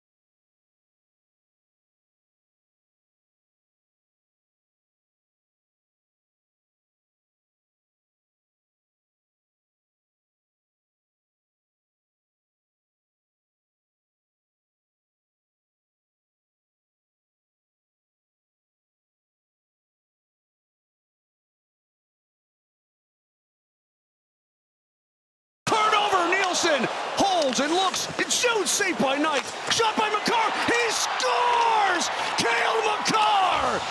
What an incredible shot off the post and in. Well, paint my reindeer and call me a goblin. The Avs have a 1-0 lead as McCarr cleans up after the save to rip home his 9th of the season. Well, you are locked into Moser, Lombardi, and Kane with Matt Smith, and the Jared Bednar Show is brought to you by Mr. Rooter Plumbing, proudly rooting for Colorado's hockey team. Good morning, Coach. That's Matt Smith. He's filling in for Kaner because Kaner had his second baby with his wife on Monday. Awesome. Good news. Yep. Yeah, he's hard at work right now, Coach. He is. He's doing, like I said, listen, more power to him, but what is he doing except sitting there right now? What do you think Brett Kane is doing right now, 3 days after birth? He's scrolling on the TV, checking highlights for sure. Yeah, yes. That's exactly it. I'm sure there's probably nothing more to it than that. Coach, good morning. Here come the Sharks in tonight. We'll get to that in a little bit, but how good were the last couple of days to kind of rest the body after the weekend and a couple of shutouts on the road, even though you didn't play your best hockey? Yeah, it's nice for sure. We got one really good day off here. You know the schedule. It was 3 and 4 last weekend, then you get a day to sort of recoup and fill the tanks up again, and we're getting ready to start 3 and 4 again here today. So it's just kind of the nature of the beast this year with the Olympic break and the condensed schedule. Everyone's kind of doing the same thing. So rest is definitely important, and it also gives you a little bit of time to look at a few things and kind of reset going into the next set of games. Coach, I don't know what you guys don't do well. You can outscore teams. You have plenty of scoring punch. And then over the weekend, you play it back-to-back, and your goalie's just, they throw shutouts at you. You've got a little bit of everything. As a coach, how much better can you feel than what you feel right now? Yeah, we're pretty happy about the way that we've been able to win games in different ways. We haven't had to, up until this weekend, our goalies have been playing great, but we haven't had to lean on them to single-handedly win us games. And, on the weekend we had 2 slow starts in those games. We got it going a little bit in Nashville, but it was still a little bit of a sludge fest for us. We didn't play with the same pace, didn't create the same type of opportunities we normally do to score goals. And we were weak defensively to start the game. And first period, we just get a phenomenal goalie performance from Blackwood. Ends up getting a shutout, and he faced a lot of shots and more chances than we would like to give up over the course of the game. Then we go into Chicago. We talk about some of the things in Nashville too we needed to improve and dig in on, and we had a bad start in Chicago too. And Wedgwood in the first period was lights out as well, and kept the game even, and then we kind of found our legs and got her going a bit in the second. But again, didn't create the type of chances that we've been creating throughout the course of the year. But to be able to win both those games, and the shutout kind of speaks to the way the goalies played for us. And so now it's about getting back on track and getting back to our game. We should be rested. We should have lots of energy coming into this one. We're playing a Sharks team that can really skate, and they can be dynamic at times. And we did a nice job creating against them in San Jose, and so we'll have to do it again here tonight in order to score a few more goals than we've been given for our goalies. Coach, great to talk to you. You just bring up Scott Wedgwood there, and it's announced yesterday that he's been added to Canada's list for possible Olympic participation. Talk to me about having a guy like that in the locker room and how cool it is that at age 33 he gets this type of recognition based upon the kind of hot start he's had to this season. Yeah, I think it's well-deserved. You're always kind of rooting for everyone on your team, but guys that have been grinding and putting in the work like Wedgie has. He's just a phenomenal teammate in the room, on the bench, on the ice, always an upbeat, positive guy. He interacts with everyone on a regular basis. He brings that kind of energy and juice and communication to your room. And, he stepped up for us at the biggest time. I would say there is some pressure there because of where we're trying to get to in the season, what we're trying to have. And Blackwood misses a bunch of time, and he's played the best hockey maybe of his career, and I think it's fantastic. Like Team Canada is trying to keep their options open, and I why not add him and at least have him for an option? I mean, if he continues to play like this for another month before they announce the team, it's you gotta not only like pick the guys that are sort of slotted and that are going to be there, but you're going to have to make some decisions on the edge of your roster, and you want guys that are playing their best hockey at that time and that can handle the pressure, that have been through a lot of seasons and struggles and highs and lows, and that's what Wedgie brings to you. It's I'm really excited for him, and they've added some young guys to the roster throughout the league, and just trying to keep all their options open, which I think is really smart. Coach, what is Wedgie doing exactly to take his game to that next level? That's a good question. Confidence is definitely high, but he's putting in the work. Like he's worked on a few things with UC Parkland, our goaltending coach, over the course of the season. He's seeing it right now. He's a great puck stopper, right? Like he's a competitive guy in the net. He's athletic. He can move. He's quick. And right now, I just think he's seeing it, like plays happen before they happen. So he's early to where the puck's going to be shot from. He's making some incredible saves. He's not letting in any weak goals. He's just really sharp and at the top of his game at the best time for us.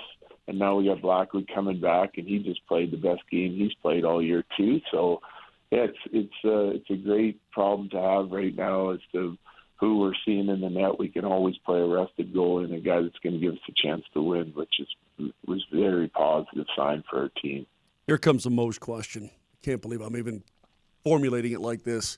I think adversity is a good thing. I think you learn from it. I think you get stronger from it. I think that it can be beneficial when it's, when it's not overwhelming. And you guys have dealt with that. I mean, you've dealt with injuries and so on and so forth. But does this team right now, with the total pros you have running that room internally, how much adversity do you really need? And where do you fall in that, versus, everything's just all roses all the time? How do you see that? Well, I think over the course of the season, you're going to see a lot of adversity, and you're going to see a lot of things thrown at you. You're going to, whether it's just so we just have a standard for a play, what we want our game to look like on a nightly basis, right? And for a long time, I felt like we were hitting that. And, we've got this streak going right now, and teams are coming in, and it's an important point of the season. The standings are super tight. I just feel like you're going to get everyone's best game on a nightly basis right now because they see your record and they don't want to be embarrassed coming in and playing you. Number two is they want to be the team to kind of knock you off the pedestal, right? And it's all where we'd be a good measuring stick game for a lot of teams that are fighting to get in the playoffs, or they're in the playoffs, their team's trying to move up the standings. So you see a little bit of everything. And, just like this weekend, there's lots of adversity this weekend. We're not creating the way we want to create. We're not defending the way we want to defend. So then, I want to know, what's the message that's being sent through our team? Are we getting frustrated and quitting on plays, or are we digging in and understanding where we're at, and we're just going to play a smart game and dig into the details and chip away at teams and find ways to win? And we did that, and I like the message that was being sent in the room and on the bench. And so guys are staying focused. You might not feel your best every night. You might not be playing your best every night, but you still got to find a way to win those games. Low scoring, high scoring, whatever, lots of special teams, whatever's kind of thrown at you, you got to dig in and thrive in the moment. And our guys are finding ways to get results. So I like that. And it's going to be like that all year long. And And that's how you kind of get prepared for the playoffs. What you go through as a team in the regular season can prepare you for playoffs. And it's why I like the fact that, like, we were kind of starting the year with a roster that's set, that, you know, we're not expecting a ton of changes come deadline like we've had the last couple of years. We're healthy. We got our guys signed. We like our team. We like the depth. And, so now they can go through all these experiences together. Coach Bednar is brought to us by Ramos Law. Car accident? You need Ramos Law, medical doctor and attorney, ramoslaw.com. Coach, you're 5 points up on the next closest team in the league. You're dominating 5-on-5. The power play, you made some changes this offseason after the exit in the playoffs. Things are maybe starting slowly, but could you explain your thought process to folks out there who are like, gosh, the Avs on the power play? But why is it worth it to go through some of these growing pains for a potential reward down the line when you guys get close to the postseason? Yeah, well, we're looking at all kinds of things and trying all kinds of, like, different things and trying to sort of change the mindset of our group a little bit. And so we haven't found something that's really clicking for us yet. So we're going to continue to experiment, right? Like, so after 5 or 6 games, we changed the personnel. We just changed it again and put, like, say, Marty Mekish is in a completely different spot now. Landy's up on the first power play. We've got some guys injured in Val and Brindley that can play the power play and have played the power play for us this year. So I don't know. Teams are killing us different because of Kale and McKinnon than they have in the past, and what they're doing right now is working. It worked at the end of last year for teams to try and shut us down, and it's working now. So it's up to us to find solutions and kind of work through it and not be stubborn as a group. We have to sort of look at what teams are doing and take what they give us and get dangerous from there. So it's all things that teams will throw at you in different games in the playoffs. It's all things that they'll throw at you in different series in the playoffs. And ultimately, you got to find solutions. So to me, it's practice. You know, that's what it is. Sure, it's practice, getting through difficult situations. When a team takes away what you want to do, and then they take away the second thing you want to do, what are you going to do? Are you going to get frustrated, or are you going to find solutions and work through it and still find a way to be productive, you know? And so I'd rather learn those lessons now than have it pop up later on in the year. You know, what they go through now, they'll remember, and those experiences can pay dividends as you go on later on in the season. Hey, let's get the rundown of guys getting close or guys back. I know that Kivy is back. That's great news. Great to have that workhorse and that motor back in the lineup. Where's everybody else? Yeah, so Kivy back today, which is great. And Ivan recalled today. So he'll play tonight as well. O'Connor still working through his long-term injury. I don't really have an update on him. He's been on the ice, off the ice. It's just, you know, we talked about it before. You know, he had the surgery. All that seems to be going great. Other things have sort of popped up in his battle to return to play, right? So he's working through some of those issues now. Brindley is like, it's week to week, but a little bit on the longer term. Seems to be doing well, and we're getting some good reports on how he's feeling, but he's not on the ice yet. And then Val, big positive step yesterday. He had a good couple days while we were out on the road, and joined the team yesterday for practice in non-contact and made it through the whole practice. So, you know, we've got, I'd say this week's a big week for Val to continue to progress non-contact and then hopefully get the contact jersey, and we could see him as early as next week. All right, finally, you missed it, but Vic went on his yearly American Thanksgiving rant earlier on in the program. And, you know, Vic, why do you get so uptight about American versus Canadian Thanksgiving? What's your issue, man? Because when does that conflict ever come up? We asked the coach how he celebrated Canadian Thanksgiving, and he didn't. So why are we making an issue of this? Why are you guys calling it one or the other? Am I going to start calling it Chinese Thanksgiving? Italian Thanksgiving? How many Thanksgivings are there? There's Thanksgiving. So it's Thursday. dramatic. What's the issue? So do I have a problem here, Coach? Can you set me straight? Am I wrong? I'm kind of with Vic on this. I'm in the U.S., so I celebrate Thanksgiving. This isn't hard. I'm not having two of them.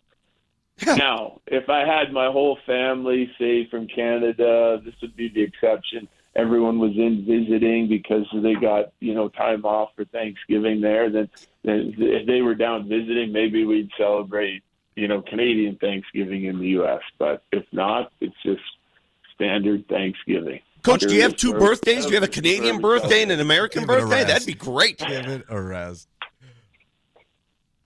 Yeah, he didn't want to hear that, Vic. Yeah. By the way, I'm going to go to McDonald's. I'm going to go to McDonald's by the hotel tomorrow night. It's going to be good. I'll bring you back a McChicken or something. How's that sound? I've seen the way you eat on the road. It's not great. Yeah, no, it's not. Coach, it's always great to talk to each and every week. Good luck tonight against the Sharks. This up-and-coming Sharks team, man, they are dangerous. Ned Celebrini is a heck of a player. We don't have time to talk about that, but we will next week. So good luck tonight, and we'll see you at the rink. Thanks, guys. Appreciate it. You bet. Thank you, Coach. That is Jared Bednar, Avalanche head coach. Happy Thanksgiving to him. Happy Thanksgiving to you.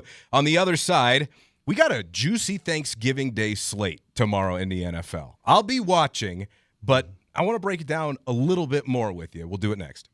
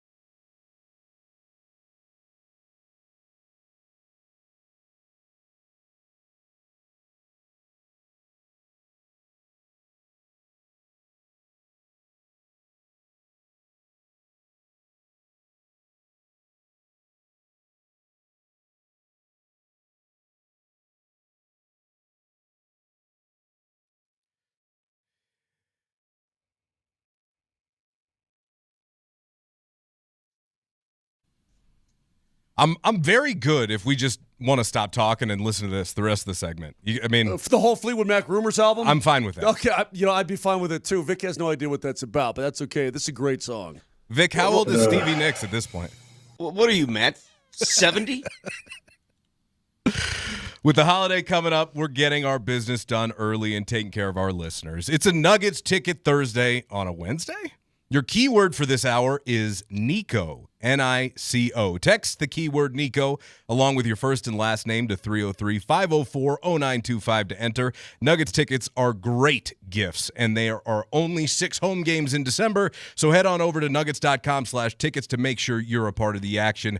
To win these tickets to the Mavs game on Monday, December 1st, text Nico, N-I-C-O, to 303-504-0925 with your first and last name. Also, don't forget Help Us, Vitalant, and the Avalanche. Fight cancer during the month of November. Schedule a blood donation at any Vitalant donation center or blood drive using the Colorado Avalanche virtual blood drive link. Everyone who donates entered to win an autographed Avalanche jersey. All you've got to do is go to vitalant.org/hockeyfightscancer for more information and schedule your blood donation today. Gentlemen, day before Thanksgiving. This is our Friday. We're off the next couple of days, back Monday. I look, not a giant holiday guy myself, but you know what I appreciate about Thanksgiving? You know what I'm thankful for? The luxury of being able to sit in the couch and watch NFL football all day. Mm-hmm. You know, not talking to your family, having a distraction. Thank God for football. Maybe logging onto the app, a little taste of the action. Joe Burrow yesterday, which, by the way, sounds like he's going to play on Thursday night and make his return in Baltimore, which when this slate came out, okay, I was not happy about it at the beginning of the season because, look, normally we get some real stinkers on Thanksgiving, as Joe Burrow noted, but I have to tell you, as the season has progressed, I think all 3 of these games are kind of interesting, but Burrow said, look, I'd rather not be playing on Thanksgiving. I think just like a lot of kids, you grow up going through Thanksgiving, you have your meals with your family, and then you go and sit on the couch, and typically there's not a lot on, except football. Back in the day, it was Lions and somebody. You go watch Matthew Stafford throw for 300, 400 some yards with Calvin Johnson and probably lose the game, but it was fun to watch. Those are memories that you have, and so I kind of always wanted to be the person out there. Guys, hey, Joe, maybe you haven't been keeping up on current events, buddy, but that's you now. You're the somebody. You're the throw for 390 yards and 4 touches and lose guy now. Sorry. That's kind of the way I look at it anyway. No, when you look at these matchups, if you're CBS or Fox or the Peacock or whatever, these look like, before the season, incredibly juicy matchups. And in many ways they are. That Packers and Lions game obviously is huge for them inside their division. Chiefs need a win again, on a short week with the Cowboys. Cowboys are revived. Exactly. They're revived. Their offense is awesome. Yeah. And then the Burrow return, that was supposed to be an awesome game, but the Ravens are rolling right now. I think it's a great Thanksgiving of football, to be honest with you. I mean, first of all, it's not just Thanksgiving. They got that Black Friday game between the Bears and the Eagles. Exactly. You got 2 days of – listen, the NFL just doesn't compete against anybody because it's its own competition. You put a game on the air, people are going to watch. You're going to get millions watching no matter what. But I do believe you get to a point of oversaturation in – you got 4 games outside of the Sunday window now, right? 4 of them. And I get it. It is a Thanksgiving holiday. That Friday game, a 1 o'clock in the afternoon prime video game. It's bizarre, especially for as big of a game as it is. Yeah, what are we doing with that game time? I get it. People are off of work, but what are most people doing on that Friday? They're out and about, man. Time out. Out and about. Time out, Vic. When the NFL scheduled Bears at Eagles, okay, for Black Friday, did they ever think that it would be 8-3 against 8-3? No. Never. No. Not in a million years. Yeah, that's the beauty of the NFL. Did the NFL anticipate seeing New England, Indy, and Denver atop the AFC standings right now? Of course not. This is the beauty of this league. But I think a 1 o'clock Friday, I'm just puzzled by that kickoff time. I got to tell you, and we'll get to the Thanksgiving Day games, but if Chicago goes into Philly, coming off that egregious loss Philly just had in Dallas and wins, I'm going to need to see it to believe it. Then we can have a conversation about maybe thinking the Bears can win a playoff game. You and your Bears tickle fight fest. I'm just telling you. You absolutely no. You crack me up, bro. You do. Am I right or wrong? If they can go in and they can get a win and get Philly, and then have you watched Bears football over the? You know my entire life, dude. I lived in Chicago for a while. Bears were actually pretty good when I was there. It's way before your time. Clearly. I mean, way before. Were you there during the Mike Tomczak era? Yeah, actually, I was. I was there. In fact, the biggest controversy when I was living in Chicago was the year that the Packers beat the Bears and Don Mikowski was over the line of scrimmage, but they called it good. To this day, Ditka freaks out about it. I mean, he can't handle it because Mikowski was over the line of scrimmage when he let the ball go, but they were actually pretty good. I mean, they were 4 or 5 years removed from the Super Bowl championship. Yeah, but in recent history. Coach's cell phone's as bad as the offense right now. Yeah, pretty much. All right, so you got Packers-Lions first thing in the morning at 11 Isn't here it local. all on here, by the way? We're doing it all, right? All of it. Yeah, we're doing every little bit of it. Every little bit of it. Altitude Sports Radio 92.5. If you're in the car on Thanksgiving Day, tune in. Because, listen, we know you got your whole family in a car. And the last thing you want to do is hear your mother-in-law, right, talk about your sister-in-law's dating struggles. Just crank it up. Altitude Sports Radio loves football. These are big games, man. I mean, look, the Packers and Lions, I'm a pseudo-Lions fan through the Kane family. I've, adopted them kind of like 5-6 years ago, whatever. They need to continue to win because they're in tough shape. I mean, they need to win football games. Who are the Packers really? But all Broncos fans should have their eyes on that Chiefs and Cowboys game. Big time. I swear to the Lord above, if the Chiefs go into AT&T and they take down the Cowboys, and by the way, they're a favorite going into that game. 3.5-point favorite. I almost want to lay it down. I'm not going to lay it down today. I'm not going to. Come on. I promised myself on a short week I'm not laying anything down. There's been enough laying. Okay, maybe next week we'll get back to it.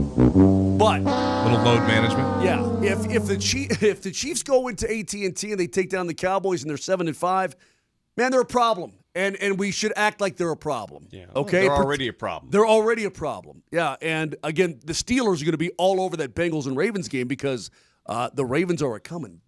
They're on their way. I'm really looking forward to this. And by the way, I don't know if you've been paying attention, but it's feast week in college basketball. There's games that start at 9 a.m. They've been going off the last couple days. Dude. I've been watching a lot of college basketball this week. Did you see Tennessee beat Houston and upset over number 3 last night? Yes. Did you watch Gonzaga, Alabama the other night? Great game. That game was phenomenal. Cal upset UCLA, the number 18 team in the country. It might be the biggest win for Cal's basketball program in like 10 years. It's a great week. And actually today there's some really good college basketball games on as well with some of these non-conference early season tournaments. Maui Invitational's going on. By the way, can I just tell you, when they cut away to those landscape shots at the Maui Invitational and you're just looking at the beach in Hawaii, don't you just daydream? Dude, I haven't been to Hawaii in a long time.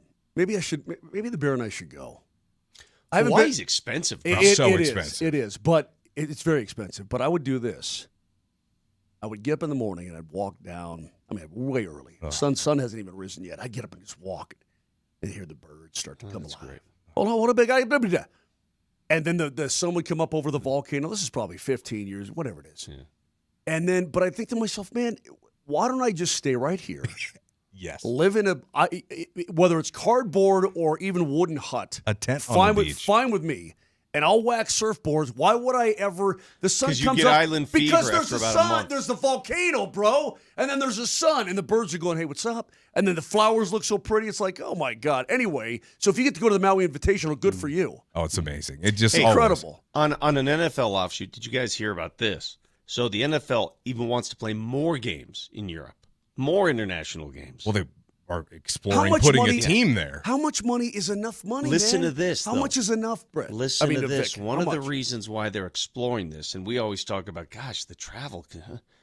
The NFL is aligning itself with a new airline that's trying to get going. It's called Boom, which is debuting. They're trying to get the funds going now, and I guarantee the NFL might become a partner in this. A new supersonic series of jets that Remember the Concorde, Moj? Remember 20 years ago the Concorde went away? I've followed. You don't have to talk to me about Boom. Yeah, so you know all about Boom. I've followed Boom since it was. I guess the idea came about. I started following them on all their social media back in the day. It is it's phenomenal. It would cut, Matt, a trip to, let's say, Philly to London in half. So I saw that. You can get there in 3.5 hours now on these supersonic jets. And I don't know what it's like to ride in one of these, Moj. Well, no, they don't have an actual. I don't think they have an actual working big jet. No, it's a prototype. Yeah, they're still with the little tiny jets getting some kinks worked out of it. It happened 20 years ago. It's not as if this has never happened. The Concorde existed. You cannot fit it. Yeah, but you couldn't. Have you ever been inside of a Concorde? It's tiny, bro. You could never fit an NFL team in a Concorde. Hell, you couldn't even fit the offense in a Concorde. Trust me. It's fascinating. They were tiny. But to get supersonic speeds and be able to haul 400 people, that's a different story. I have been in one of those speed trains in Japan. Those ones that go like 150, 175 miles an hour. I've done that in Europe. Dude, that is freaky, man. I wish we had that here. I'd take a speed train to Manhattan this weekend before you could say Bob's your uncle. Well, isn't Musk going to build like a giant tunnel to England or something? Sure he is. Underwater. Join you there. Don't hold your breath. Man. Let's bring this back up because I think it's important. The Broncos yesterday made another move and extended another key piece, locking up Luke Wattenburg, Moj. That's a big deal because they've done bye-week business in the past, but I think this is also another sign, gentlemen. You know what happens next year for Denver? Like we talk about where the Nuggets might be next year salary-wise, potentially what's going to happen with Peyton Watson. Do you know what becomes official next year for Denver? Off the books. The Broncos are going to spend, and they're going to spend big this offseason. Okay. You know what's coming, though? And let me remind you what's coming. You like your quarterback? Mr. Nix? Yeah. You have to pay that gentleman? Nix is a special. Listen, he's going to get paid if he continues to win, and he's your guy. You're going to pay him a lot of money. Now, what is that per year? What does it look like? Is it 40? Is it north of 40? By the time Bo Nix is free, and let's say he's playing great football, are you going to pay him 50? So that money's going to go away. I mean, money's going to be gobbled up quickly. That's why you need to make hay right now. Well, that's why. Is because you don't have a quarterback on a fat contract. And yes, you're eating the Russell Wilson money, but Vic, you even said it. You can bury that money and you can wiggle through that cash. As long as you have the cash on hand, you can wiggle through the cap problems. It's going to come time to pay Bo Nix, though, at some point, and, he's going to eat a lot of that up. So you need to make hay right now. You need to win right now.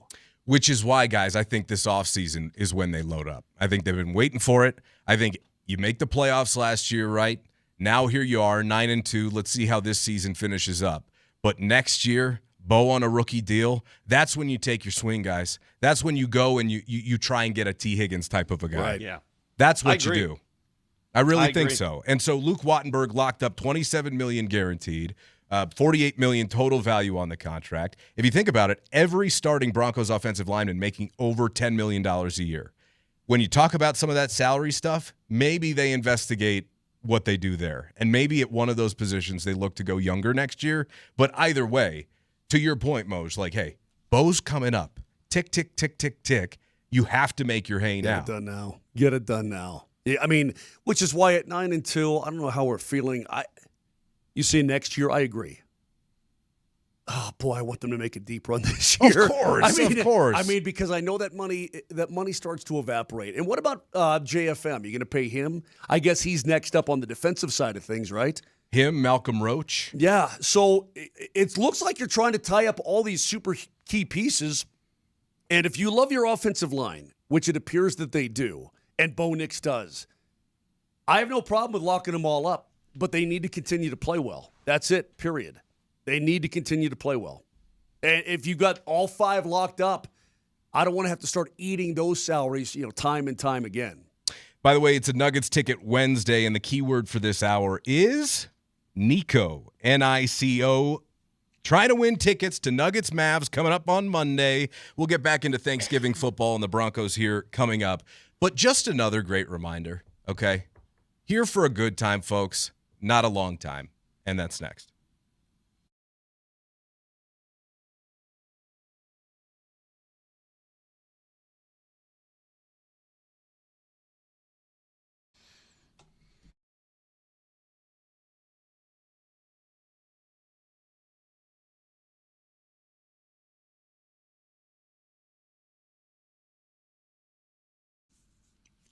Hey, man, be safe over this holiday weekend. Dan Kaplis Law reminding everybody, drive safely, be safe. The official law firm partner of the Denver Nuggets and the Colorado Avalanche. Dan Kaplis Law wins big in record-setting ways. A serious firm for serious cases, accepting righteous injury cases on a percentage fee basis. They don't mess around. You have a serious case. You have one that they deem worthy because every case is worthy in their eyes. Give them a call, 303-770-5551. 303-770-5551. 3 offices across the Front Range. You don't have to drive too far. Go online and hit them up. DanKaplisLaw.com.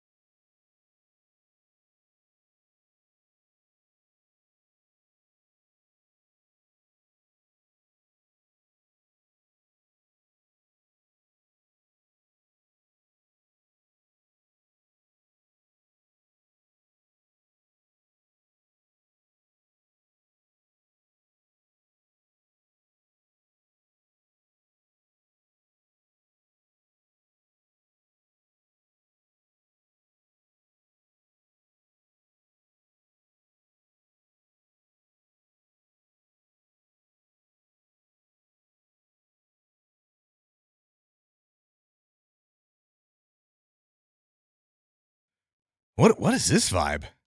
You were talking about, I don't know, the good old days are here and don't forget about them while they're still here. You're getting existential, man. I just said here for a good time, not a long time. Yeah, so what are we doing? Like, why are we getting weird with life? It's not weird. It's just appreciative. It's Thanksgiving, Nelly. We're dead.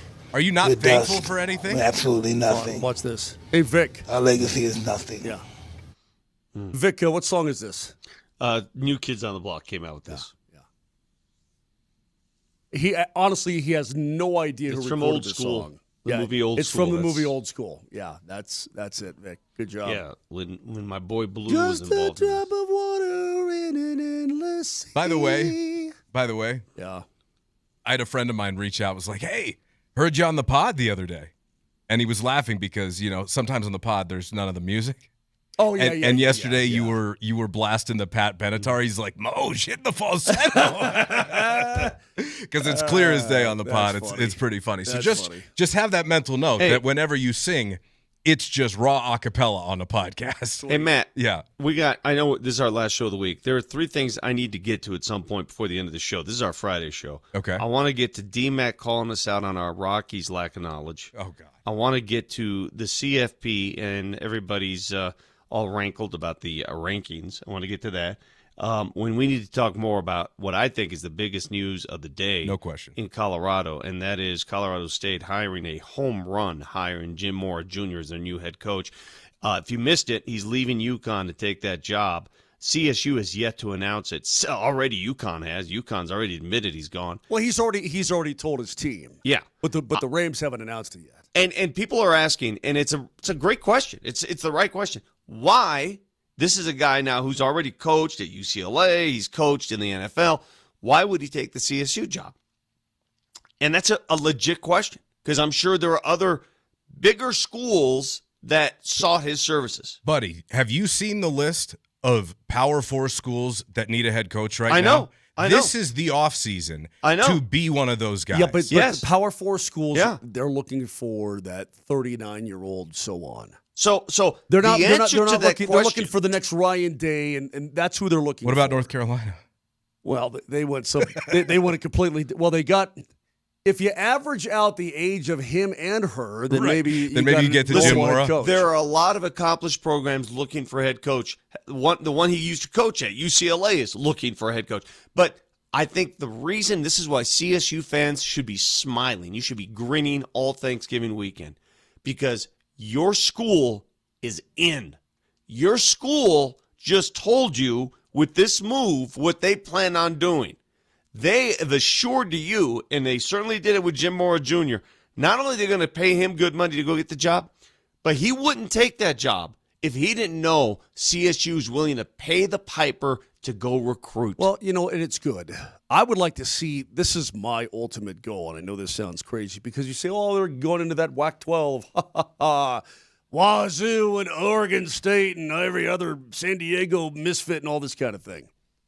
My ultimate goal would be to see the Rams get in the Big 12. I think it would be, if you were talking one more little baby expansion, it would be awesome if they could. One thing at a time. Yeah, I know. One It'll thing at a probably time. never happen. Take it easy. I mean, seriously. Listen, but what I'm saying They're just about to go to the WAC-12, okay? Okay, what I'm saying is do the cheer motion. I'm not doing the cheer anymore. Sorry about that.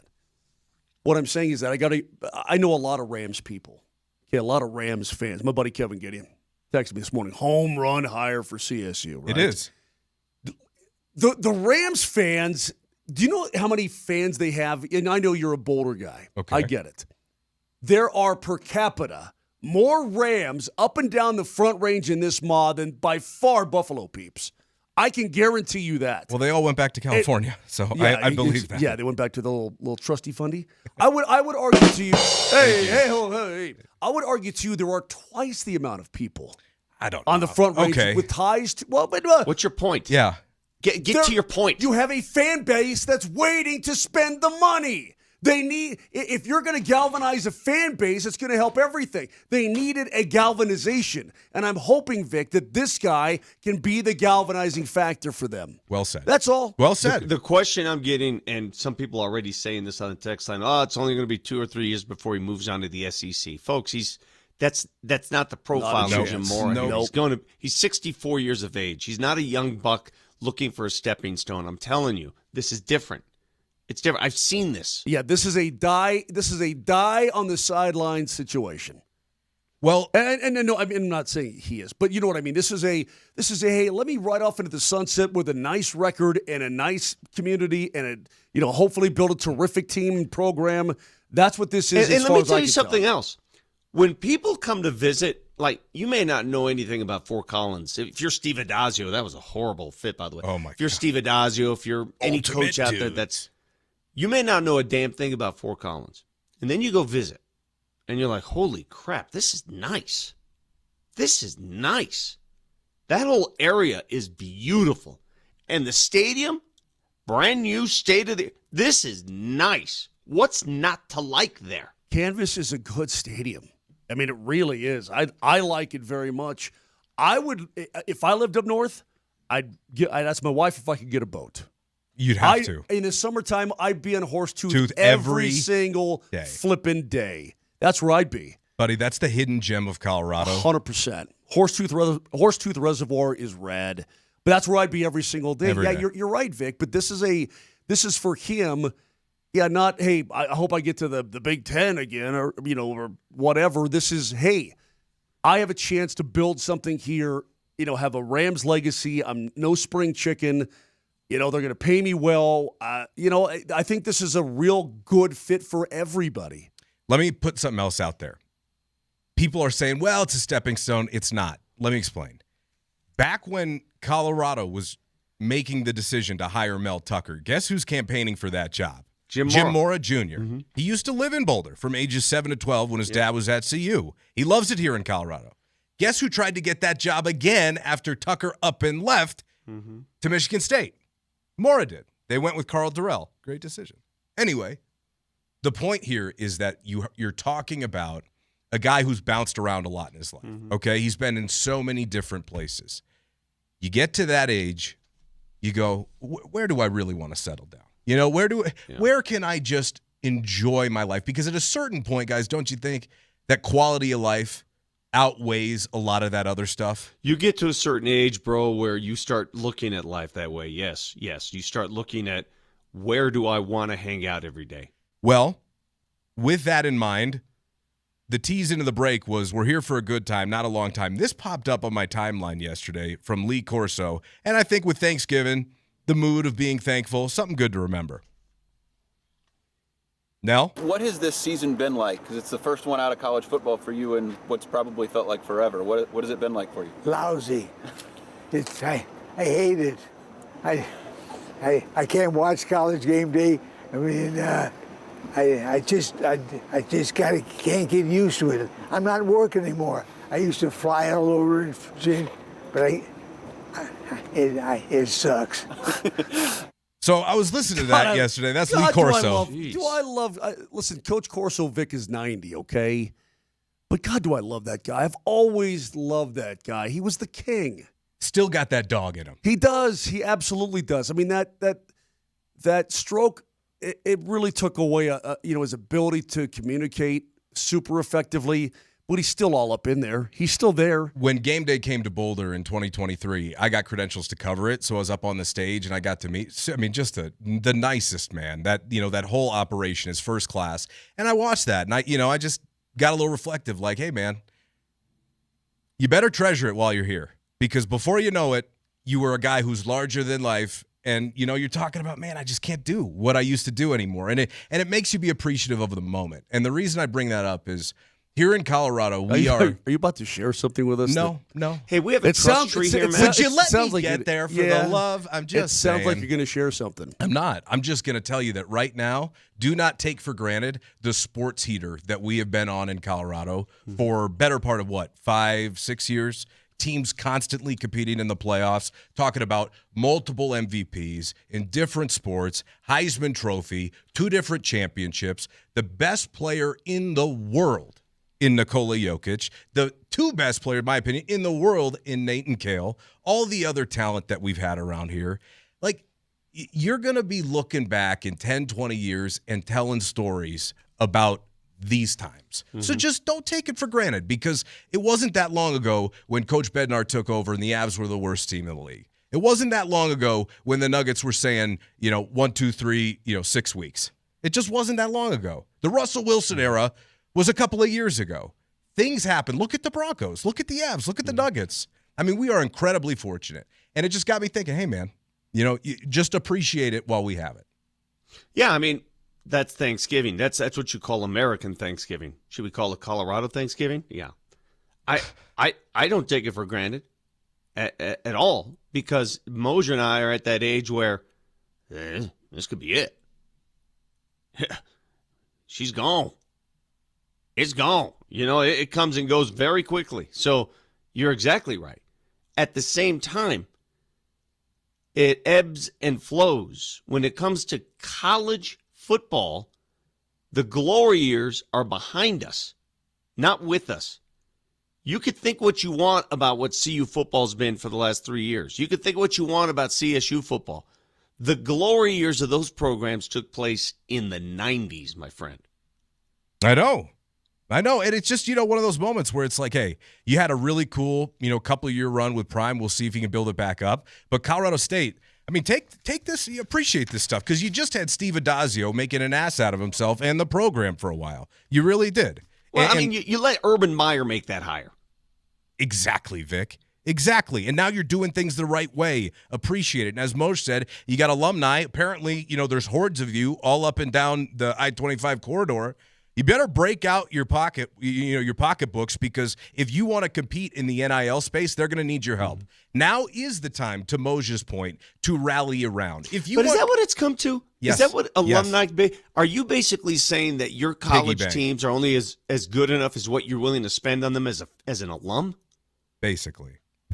We'll get back to that, because we have a lot of college football conversations to talk about coming up in the next couple of weeks. But we got to get to our Avs Keys to the Game, powered by Johnson Auto Plaza, where you get selection, service, and incredible savings on Ram, Jeep, Chevy, Buick, and GMC, all at one location. Experience the power of the plaza at Johnson Auto Plaza. Do whatever it takes to win. It's the Johnson Auto Plaza Keys to the Game. Johnson Auto Plaza. Experience the power of the plaza, where they have the keys to performance and style with Ram, Jeep, Chevy, Buick, and GMC, and a huge selection of used all in one place. Johnson Auto Plaza. Here's Moser, Lombardi, and Kane. Start fast, play hard. That's it.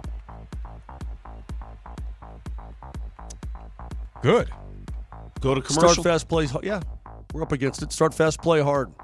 Sharks got you a couple weeks ago in their building. It's the last time you actually, quote, lost a game. Lost in overtime to San Jose. So there's a little payback factor going on, too. Start hard, play fast, put them away early. Oh, I like that. Moser, Lombardi, and Kane with Matt Smith. We'll be back with more on the other side. Your reaction on the Shop Mazda text line, the Safeway Twitch stream, and much, much more coming up next.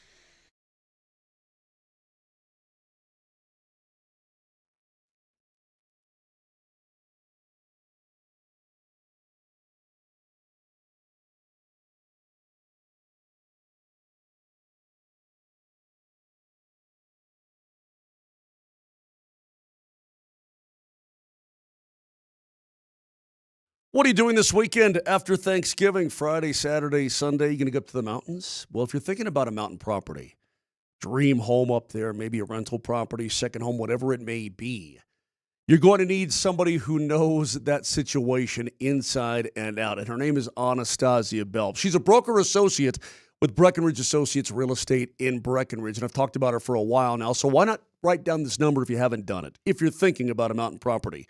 970-968-7646. Yeah, she's there. She'll answer. She'll text you. 970-968-7646. She's got the market expertise and the experience that matters. When you're dealing with a sale or purchase in Summit County or anywhere in the mountains, you need somebody who knows that territory, who knows the ins and outs, somebody you can trust on such an important decision, and that is her. She has personalized guidance and exceptional service. So if you are thinking about that property, remember that name. It's Anastasia Bell.